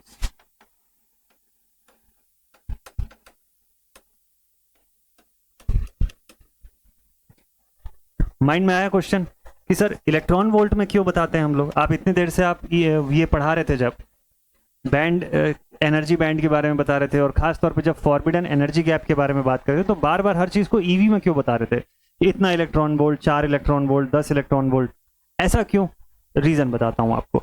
देखिए एक्चुअल में क्या होता है ना, हमको जब एनर्जी के रिस्पेक्ट में चीजों को बताना होता है, और वो भी जब एटॉमिक लेवल पे जब हम बात करते हैं, तो सारी चीजें इतनी माइक्रो हो जाती हैं, इतनी छोटी हो जाती हैं कि उसको एक्सप्रेस करने के लिए या तो 10⁻⁻⁴ आप लगा दो, -6 के फॉर्म में, उतने सारे जीरोज ऐड करके आप एनर्जी के बारे में बताओ, या फिर आसान है कि उसको इलेक्ट्रॉन वोल्ट के फॉर्म में बताओ, क्योंकि इलेक्ट्रॉन जो होता है बहुत ही माइक्रो यूनिट के फॉर्म में चला जाता है वहां पे हर कुछ।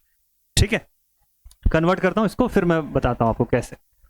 देखिए, तो हमको पता है चार्ज ऑन इलेक्ट्रॉन कितना होता है, 1.602 इंटू 10⁻⁻⁻19 कूलम। क्यू का एक्सप्रेशन हमको पता है। ठीक है, 10⁻⁻, अरे इसी को आप जूल्स के फॉर्म में बोलोगे ना, sorry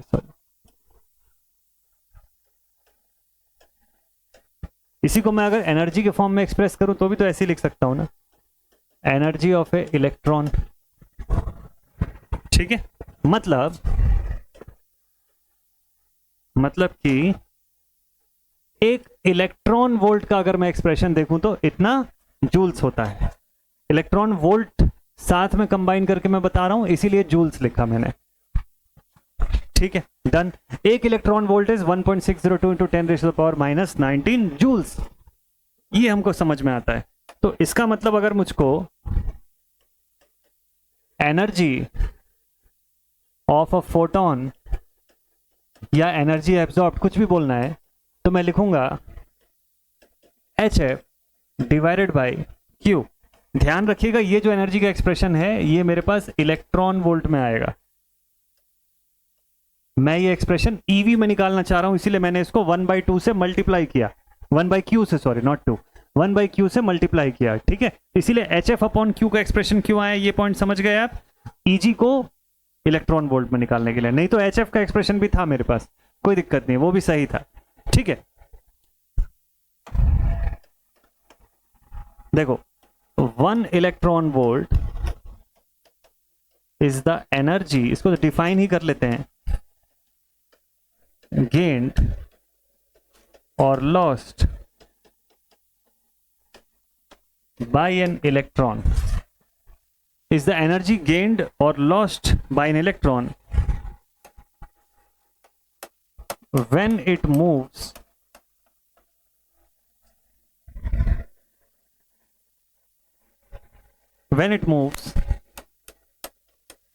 with a potential of 1 volt. 1 volt के पोटेंशियल के इन्फ्लुएंस में एक इलेक्ट्रॉन जो है वो कितनी एनर्जी गेन या लूज करेगा, उसी कंडीशन को एक इलेक्ट्रॉन वोल्ट बोलते हैं.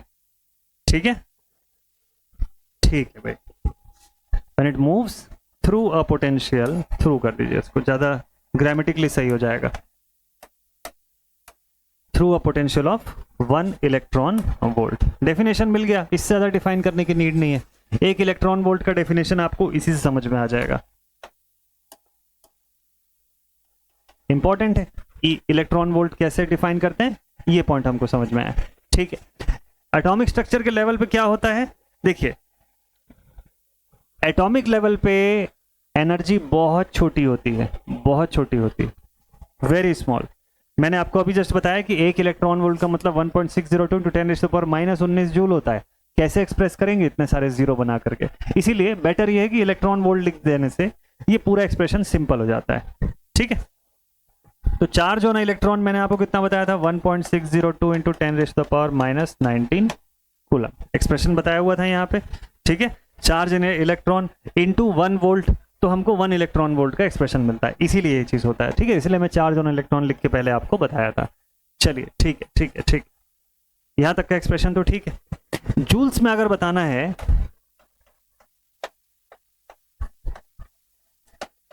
तो मुझे एनर्जी का एक्सप्रेशन मिलेगा HF या H न्यू, और अगर इलेक्ट्रॉन वोल्ट्स में बताना है तो एनर्जी एब्जॉर्ब जो होगा इसका एक्सप्रेशन मिलेगा HF/Q या फिर H न्यू/Q इलेक्ट्रॉन वोल्ट्स में. तो दोनों ही फॉर्म में, तो इसलिए कंफ्यूज मत होइएगा. कई बार बच्चे कंफ्यूज जाते हैं कि सर एक जगह एक बुक में मैंने फॉर्मूला पढ़ा H न्यू/Q, दूसरे बुक में मैंने पढ़ा सिर्फ H न्यू होता है. तो सही कौन सा वाला है सर, दोनों ही सही है, बट डिपेंड ये करता है कि आपको यूनिट्स कौन सा दिया हुआ है, यूनिट पे फोकस करिएगा. कभी कभी क्वेश्चन में आपको आउटपुट जो मांगेगा यानी कि आंसर जो मांगेगा इलेक्ट्रॉन वोल्ट्स में मांगेगा, और गलती से कोई बच्चा जो है वो HF खाली लिख के सॉल्व कर दिया तो गड़बड़ हो जाएगा. वहां पे उसको डिवाइड करना भी जरूरी होता है. ये गलती बहुत सारे लोगों ने बहुत बार किया हुआ है, जिसको मैंने ऑब्जर्व किया हुआ है. तो ये मिस्टेक होता है, तो इसको हल्के में मत लीजिएगा, बहुत काम की चीज है ये. ठीक है, चलिए और कोई तरीका है कि इसको एक्सप्रेस करने का, इस टॉपिक के ऊपर, इस पॉइंट के ऊपर जो क्वेश्चन बनते हैं, क्या वो कोई और तरीके से भी सॉल्व हो सकते हैं अलग डेटा के साथ? बिल्कुल.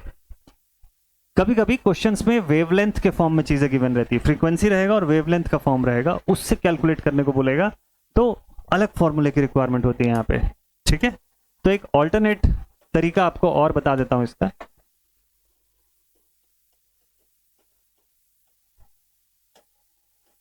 ऑल्टरनेट एक्सप्रेशन, इसका ऑल्टरनेट एक्सप्रेशन क्या है समझते हैं. देखिए इसका एक्सप्रेशन हम लोग लिख सकते हैं E is equals to HC/λ. ये भी इसका ऑल्टरनेट एक्सप्रेशन है. अगर एनर्जी रिक्वायर्ड ही आपको पूछेगा ना, तो आप लिखोगे where E is energy required by an electron to change its orbit. अपना एक ऑर्बिट से दूसरे में जाने के लिए इतनी एनर्जी रिक्वायर्ड होगी. H आप सभी को पता है प्लैंक्स कांस्टेंट है. ठीक है, C क्या है, speed of light in vacuum. Speed of light, कभी कभी ये डेटा गिवन रहेगा.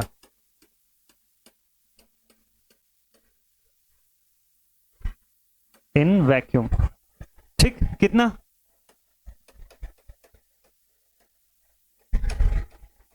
3 × 10⁸ मीटर पर सेकेंड. यही होता है. एक्चुअल में डेटा 2.997 बोलता है, बट ठीक है हम लोग इसको 3 अज्यूम करके चलते हैं। ये उतना ज्यादा एक्यूरेसी के फॉर्म में आपको AEJ में नहीं पूछेगा, गेट में पूछ सकता है। चलो ठीक है, तो 3.3 इंटू 10⁸ मीटर पर सेकंड के फॉर्म में हो गया। सर लैम्डा क्या है यहाँ पे? लैम्डा जो है सर ये वेवलेंथ ऑफ लाइट है,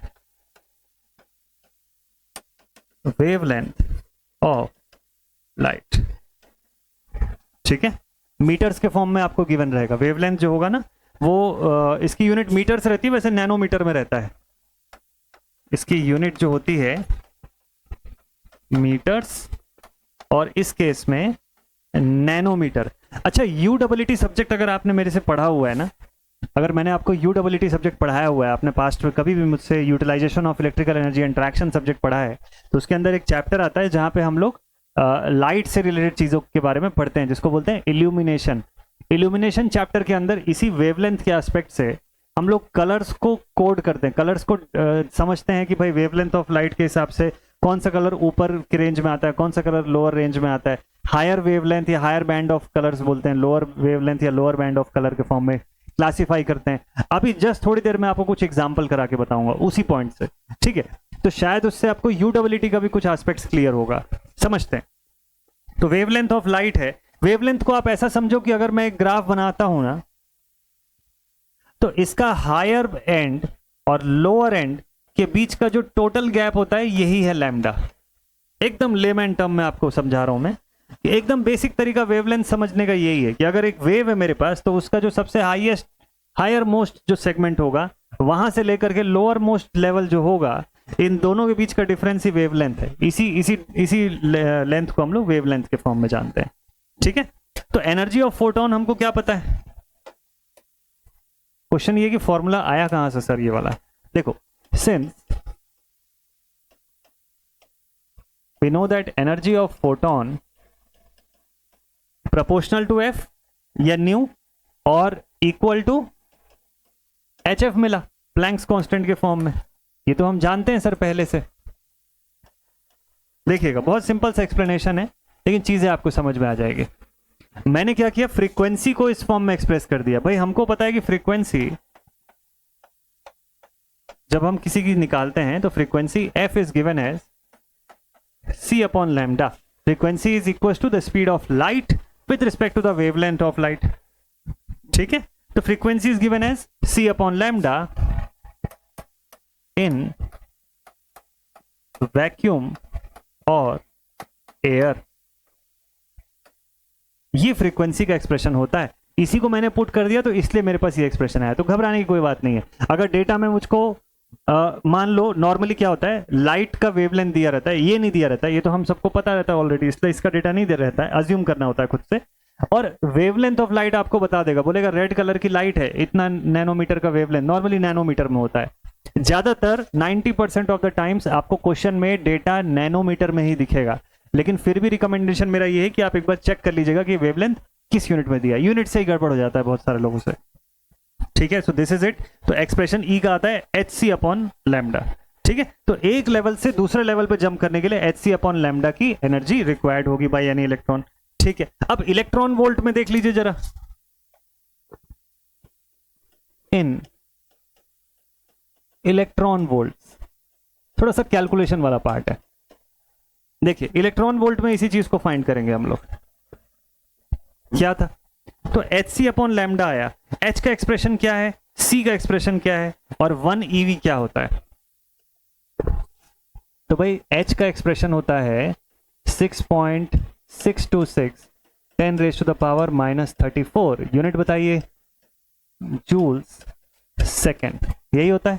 अच्छा, c क्या होता है सर, 3 × 10⁸8 मीटर पर सेकेंड, बहुत बढ़िया। और Q का एक्सप्रेशन या 1 इलेक्ट्रॉन वोल्ट का एक्सप्रेशन क्या होता है, 1 इलेक्ट्रॉन वोल्ट मतलब 1.602 10⁻⁻19 कूलम मत लिखिएगा क्योंकि इलेक्ट्रॉन वोल्ट बता रहे हो, इसलिए इसकी यूनिट हो जाएगी जूल्स, यही होगा ना। तो मुझे इसको अगर जूल्स वाले फॉर्म से डिवाइड कर दूंगा तो मुझे जो आंसर मिलेगा वो इलेक्ट्रॉन वोल्ट में मिलेगा। So therefore we can say कि energy absorbed by the electron या energy required by the electron can now be given as hc upon lambda into 1 by q, या फिर hc अपॉन लैम्डा क्यू, ये expression यहां से बन जाएगा। ठीक, ये एक्सप्रेशन जो है वो यहां से बनेगा। आप चाहें तो इस पूरे की वैल्यू पुट कर सकते हैं और देख सकते हैं कि इससे क्या एक्सप्रेशन आ रहा है। ठीक है, क्योंकि इतने पूरे का डेटा एक साथ बार बार पुट करना, कभी कुछ कुछ एग्जामिनेशन में कैलसी अलाउड नहीं रहेगा, AJE पे खास तौर पे वहां कोई कैलसी अलाउड नहीं रहेगा। कैसे सॉल्व करोगे आप वहां पे? एक काम करते हैं, पूरा डेटा पुट करते हैं, खाली लैम्डा को छोड़ देते हैं, क्योंकि क्वेश्चन में तो लैम्डा ही अननोन रहेगा नॉर्मली। चलिए देखते हैं। So therefore I can say कि E is equal to H कितना है 6.626 into 10 raise to the power minus 10 raise to the power minus 34, C 3 into 10 raise to the power 8, ठीक है, अपॉन लैम्डा इंटू Q कितना है 1.602 into 10 raise to the power minus 19। पूरे को solve कर लीजिए, कहाँ क्या कैलसी। ऐसे मेरे पास सॉल्व है तो मैं डायरेक्टली लिख देता हूं, सॉल्व है तो ठीक, डायरेक्टली मैं लिख देता हूं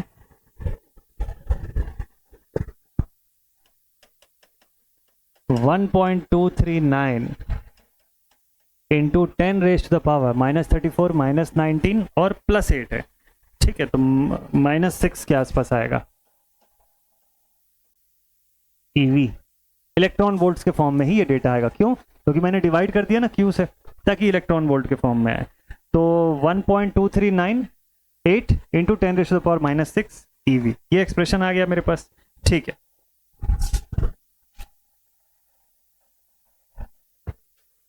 लाइट की स्पीड भी है साथ में, इसलिए मीटर्स भी आएगा। ठीक है, चलो ठीक है, ईवीएम के फॉर्म में आंसर आया। डन। 1 मीटर का मतलब क्या होता है?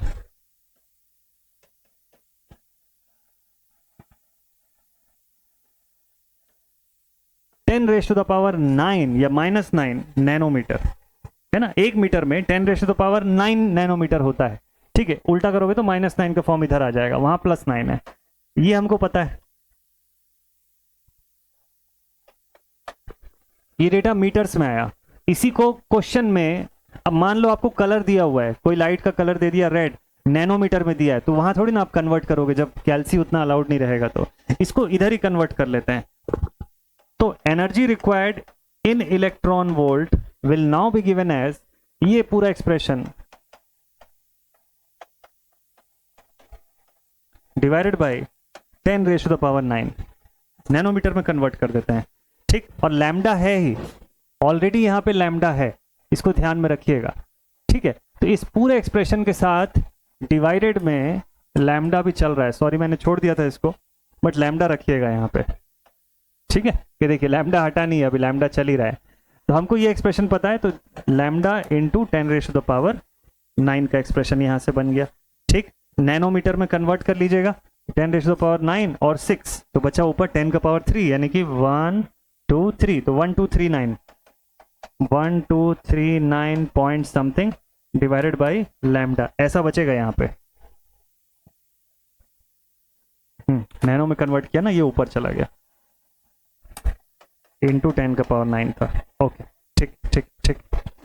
तो इसका मतलब मैं इसको राउंड ऑफ करके बोल सकता हूँ 1240 divided by lambda eV nanometre, eV nm nanometre के फॉर्म में। ठीक है, 1240 डिवाइड बाय लैम्डा नैनोमीटर के फॉर्म में डेटा होगा। या फिर तो फाइनल एक्सप्रेशन बता देता हूं मैं, एनर्जी ईवी वाले फॉर्म में अगर मैं देखूं नैनोमीटर में, तो 1240 upon lambda nanometres, eV nanometres. Similarly energy of electron required for jumping the orbital, electron volts के फॉर्म में ही, लेकिन अगर नैनोमीटर ना करके माइक्रोमीटर में पता करना होगा मुझको।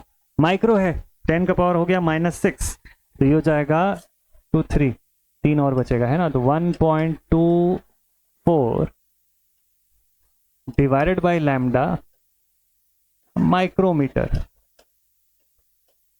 EV micrometre. ये इसलिए बता रहा हूं ना ताकि जब क्वेश्चन आए तो डायरेक्टली आप सॉल्व करो, थोड़ी ना वहां पे डेरिवेशन करोगे आप।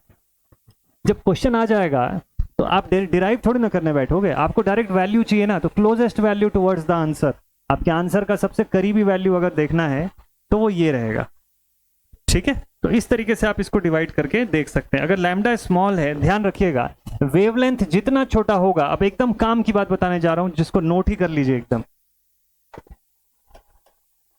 अगर लैम्डा स्मॉल है देयरफॉर फ्रीक्वेंसी हाई होगी, वेवलेंथ जितना कम होगा फ्रीक्वेंसी उतनी ज्यादा होगी, यानी कि रिवर्सल्स जो होंगे वो उतना ही हाई होंगे।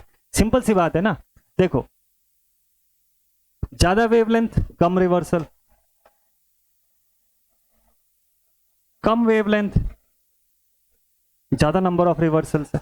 ठीक है, तो वेवलेंथ छोटा है, यहाँ पे ज्यादा रिवर्सल हो सकता है, फ्रीक्वेंसी हाई हो जाएगी, फ्रीक्वेंसी इज 1 अपॉन टाइम, तो यहाँ पे कम समय में ज्यादा नंबर ऑफ साइकिल्स क्रिएट हो जा रहे हैं। तो इसकी फ्रीक्वेंसी हाई है, इसकी फ्रीक्वेंसी लो है, लेकिन वेवलेंथ इसका ज्यादा है, इसका वेवलेंथ कम है, तो इसीलिए मैंने लिखाया कि वेवलेंथ जिसका कम होगा उसकी फ्रीक्वेंसी हाई होगी, और ये हमारे रिलेशन से भी समझ में आता है इसमें।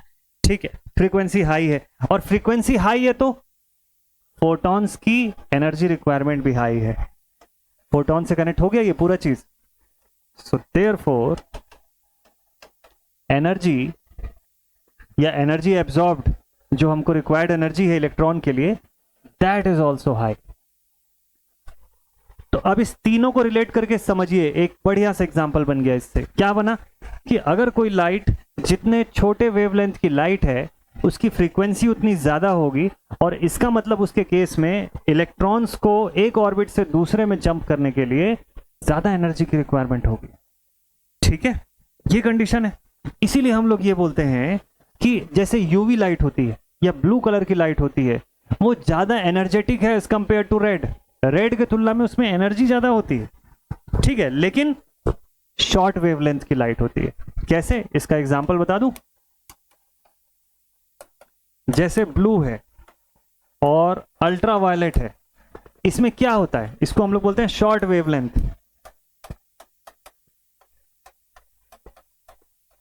है ना। शॉर्ट वेवलेंथ की लाइट होती है, मतलब लैम्डा क्या होता है इसमें, लेस होता है। ठीक है, एनर्जी कैसी होती है, is more energetic, is more energetic than red और IR। कलर टेबल में रेड और IR एकदम लास्ट में 7000 के आसपास के रेंज पर होते हैं, 7000 8000 वाले रेंज पे पहुंच जाते हैं। IR मतलब इंफ्रारेड की बात कर रहा हूं मैं। ठीक है, तो रेड या एनर्जेटिक या IR के तुलना में, क्यों, क्योंकि ये लॉन्ग वेवलेंथ वाली कलर्स हैं या लाइट्स हैं। अब समझ रहे हैं इस सारी की सारी चीजें कैसे एक दूसरे से कनेक्टेड हैं। जो आप UEET में पढ़ रहे थे वो यहां कनेक्टेड है बेसिक इलेक्ट्रॉनिक्स से।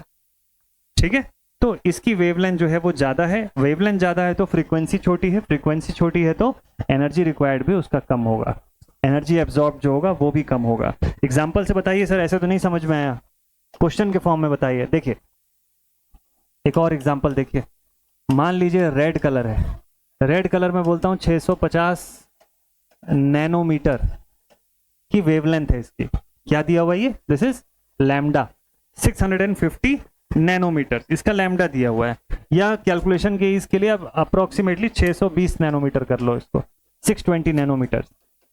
तो बताओ एनर्जी रिक्वायर्ड कैसी होगी, आप लिखोगे energy required will B HC upon lambda. तो वो सब HC की वैल्यू पुट करने की कोई जरूरत नहीं है, आपको ऑलरेडी पता है 1240 होता है नैनोमीटर के केस में, तो आप सीधे लिखोगे 1240 डिवाइडेड बाई लैम्डा, यानी कि 1240 डिवाइड बाई 620। नैनोमीटर में EV नैनोमीटर के फॉर्म में चल रहा है, इलेक्ट्रॉन वोल्ट नैनोमीटर। क्या वैल्यू आ गई यहां पे, 2। अच्छा, ब्लू कलर के बारे में बात कर रहे थे ना हम लोग, चलो ब्लू का लैम्डा कितना होता है। ब्लू में मैंने आपको बताया कि इसकी वेवलेंथ जो होगी वो अप्रोक्सीमेटली 450 नैनोमीटर के रेंज की होगी। क्या होगा इसका लैम्डा, तो इसमें कितनी एनर्जी रिक्वायर्ड होगी, देखिए 1240 डिवाइडेड बाय 450, 2 से तो बड़ा ही होगा, 3 3.5 के आसपास आएगा ये, हाँ, या 2.7 के आसपास आएगा। ठीक है, it is somewhere around 2.7 electron volt. अब आप खुद ही कंपेयर कर लो कि दोनों में से ज़्यादा एनर्जी किसकी है। तो इससे क्वेश्चन आया हुआ है कॉम्पिटिटिव में, आपको सीधे सीधे ये पूछता है कि रेड कलर इतने नैनोमीटर का वेवलेंथ की लाइट है कंपेयर टू दिस, कोई भी दूसरा कलर दे देगा आपको, उसका वेवलेंथ भी बताएगा, पूछ लेगा ज़्यादा एनर्जी किस में होती है, बता सकते हो आप। या इसको कई बार कैलकुलेट करने की भी जरूरत नहीं पड़ती है, सिर्फ आप वेवलेंथ देख के कंपेयर कर सकते हो कि अच्छा इसका लैम्डा ज़्यादा, इसका लैम्डा कम है, इसका एनर्जी ज़्यादा होगा as compare to this lambda. ये रिलेशन अगर आपको पता है तो, कि फ्रीक्वेंसी, ये तीनों वाला रिलेशन जो मैंने बताया ना, मोस्ट इंपॉर्टेंट है। आज की क्लास के समराइज करने में सबसे बड़ा इंपॉर्टेंस इसी का है।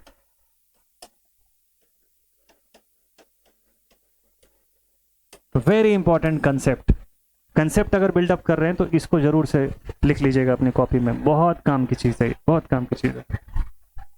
ठीक है, आई होप आज के लिए बहुत ज़्यादा मैंने पढ़ा दिया, बट ठीक है, आप लोगों को मज़ा आया होगा, मुझे ऐसा लगता है। क्वेश्चंस भी हम लोग बनाएंगे इसके ऊपर, और चलो अभी हैं ही तो मैं क्वेश्चन अभी तुरंत ही आपको दिखा देता हूँ, जल्दी जल्दी से आपको बता भी दूंगा कि क्वेश्चन जो है वो, उसका सोल्यूशन आप कैसे बनाओगे।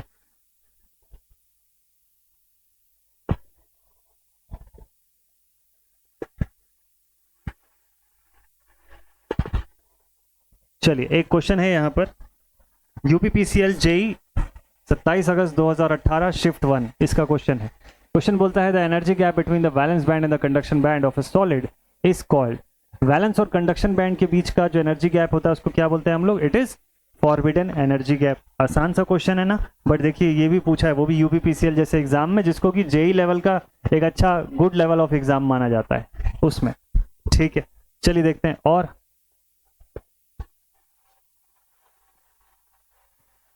क्वेश्चन लिखता है the band gap corresponding to the light of frequency this much hertz is approximately.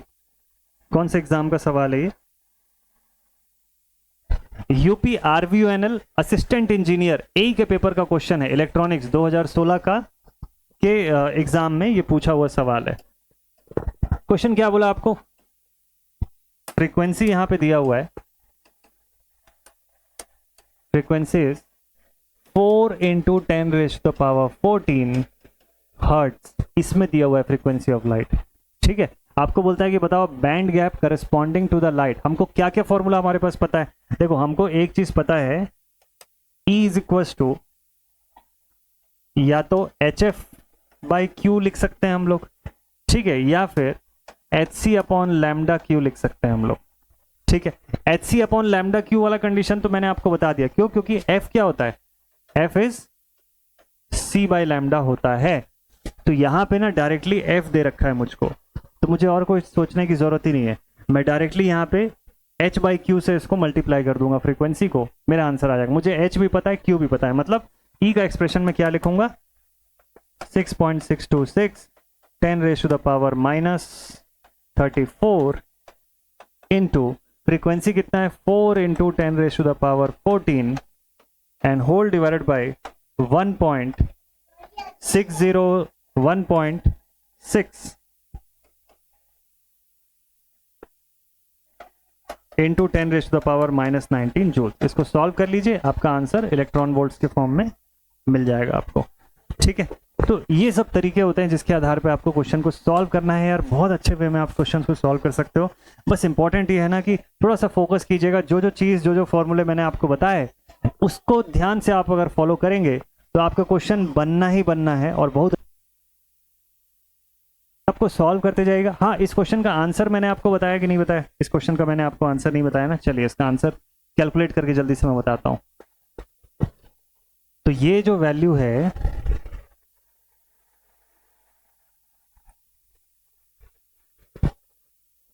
ठीक है, तो इसकी वैल्यू कितनी आ रही है? इसकी वैल्यू अप्रोक्सीमेटली आ रही है, कैलकुलेट करके जितना मैं देख रहा हूं, 1.65 के अप्रोक्स आ रही है, मतलब नियरली आप 1.66 इसको बोल सकते हो। 1.66 मेरे क्वेश्चन में दिया भी हुआ आंसर। ठीक है, ये बन जाएगा, इसका सोल्यूशन है आपके पास बढ़िया तरीके से। कौन से एग्जाम का है ये? आरवीयूएनएल, UP RVUNL assistant engineer electronics का पेपर का क्वेश्चन है। ठीक, तो पढ़े हुए कंसेप्ट ना जितना अच्छे से आपका रेडी रहेगा उतना बेस्ट वे में आप क्वेश्चन सॉल्व करेंगे। नेक्स्ट क्वेश्चन करें। चलिए, एक सवाल और आ गया। अगला, इसका क्वेश्चन कैसे बनेगा भाई, इसका सोल्यूशन कैसे बनेगा देखते हैं। A photon with energy 5 electron volt, photon की एनर्जी आपको दे रखा है पहले से, is incident on a cathode, cathode पे इंसिडेंट है।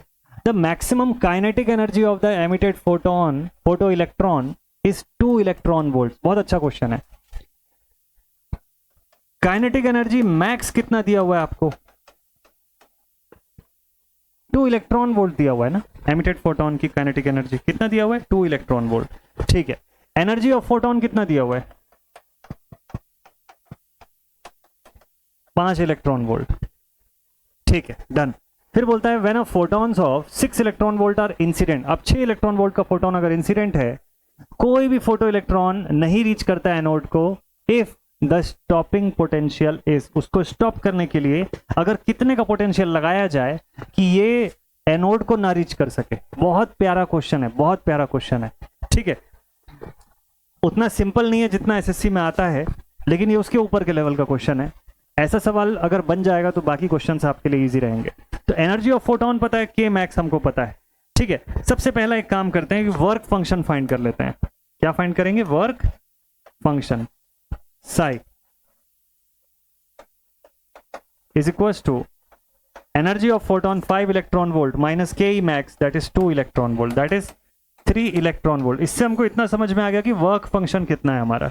साई की वैल्यू यहीं से निकल गई 3 इलेक्ट्रॉन वोल्ट्स की, ठीक है। अब देखिए वर्क फंक्शन समझ में आ गया। मुझको ये बोलता है कि 6 इलेक्ट्रॉन वोल्ट का फोटोन इंसिडेंट है, इसको अपोज करवाना है, 6 इलेक्ट्रॉन वोल्ट के फोटोन को अपोज करवाना है। So therefore I will say potential required for opposing, potential required for opposing 6 electron volt minus available कितना है हमारे पास, 3 इलेक्ट्रॉन वोल्ट। आंसर क्या आया, 3 वोल्ट। अपोज कर रहा है इसलिए माइनस साइन का यूज कर लीजिए, यहां पे अपोज कर रहा है इसलिए क्या, माइनस साइन। तो है कि इसी टाइप के क्वेश्चंस हमको पूछे जाते हैं एग्जामिनेशन में। बेस्ट वे में तैयारी करेंगे हम लोग। आज का लेक्चर जो है काफी लंबा रह गया, बट आई होप कि जितना कुछ चीज़ मैं सोच रहा था आपको बताने का, वो सारा कुछ मैंने कवर कर लिया होगा और एक अच्छा डिटेल इंसाइट आपको मिला होगा, एक बढ़िया विजुअलाइजेशन आपके माइंड में क्रिएट किया होगा कि भाई इलेक्ट्रॉनिक्स कैसे वर्क करता है, प्रॉपर इलेक्ट्रॉन्स का मोशन, एनर्जी बैंड्स का थ्योरी, ये सब कुछ आप बहुत अच्छे वे में कंक्लूड कर पाएंगे, ठीक है। तो आने वाले लेक्चर्स को मैं शॉर्ट रखने की कोशिश करूंगा। आज के लिए वेरी सॉरी कि इतना लंबा लेक्चर आप लोग को देखना पड़ गया, बट अगर आपने शुरू से अंत तक देखा होगा तो कुछ ना कुछ तो अच्छा सीखने को जरूर से मिला होगा और एग्जाम के पॉइंट ऑफ व्यू से एक गुड कंटेंट आपके पास कलेक्ट होगा। नेक्स्ट लेक्चर में आपसे मिलूंगा और एक और बढ़िया सा टॉपिक जो है इसी के सीक्वेंस में अगला टॉपिक जो होगा वो आने वाला है। बहुत सारे सवाल उस टॉपिक से भी पूछे जाते हैं, सब कुछ हम लोग कवर करेंगे। So I hope you have enjoyed this session. Take care all my dear students and thank you so much for watching this session. इस क्लास की PDF जो है वो आपके लिए अवेलेबल हो जाएगी इन द डिस्क्रिप्शन बॉक्स। जय हिंद।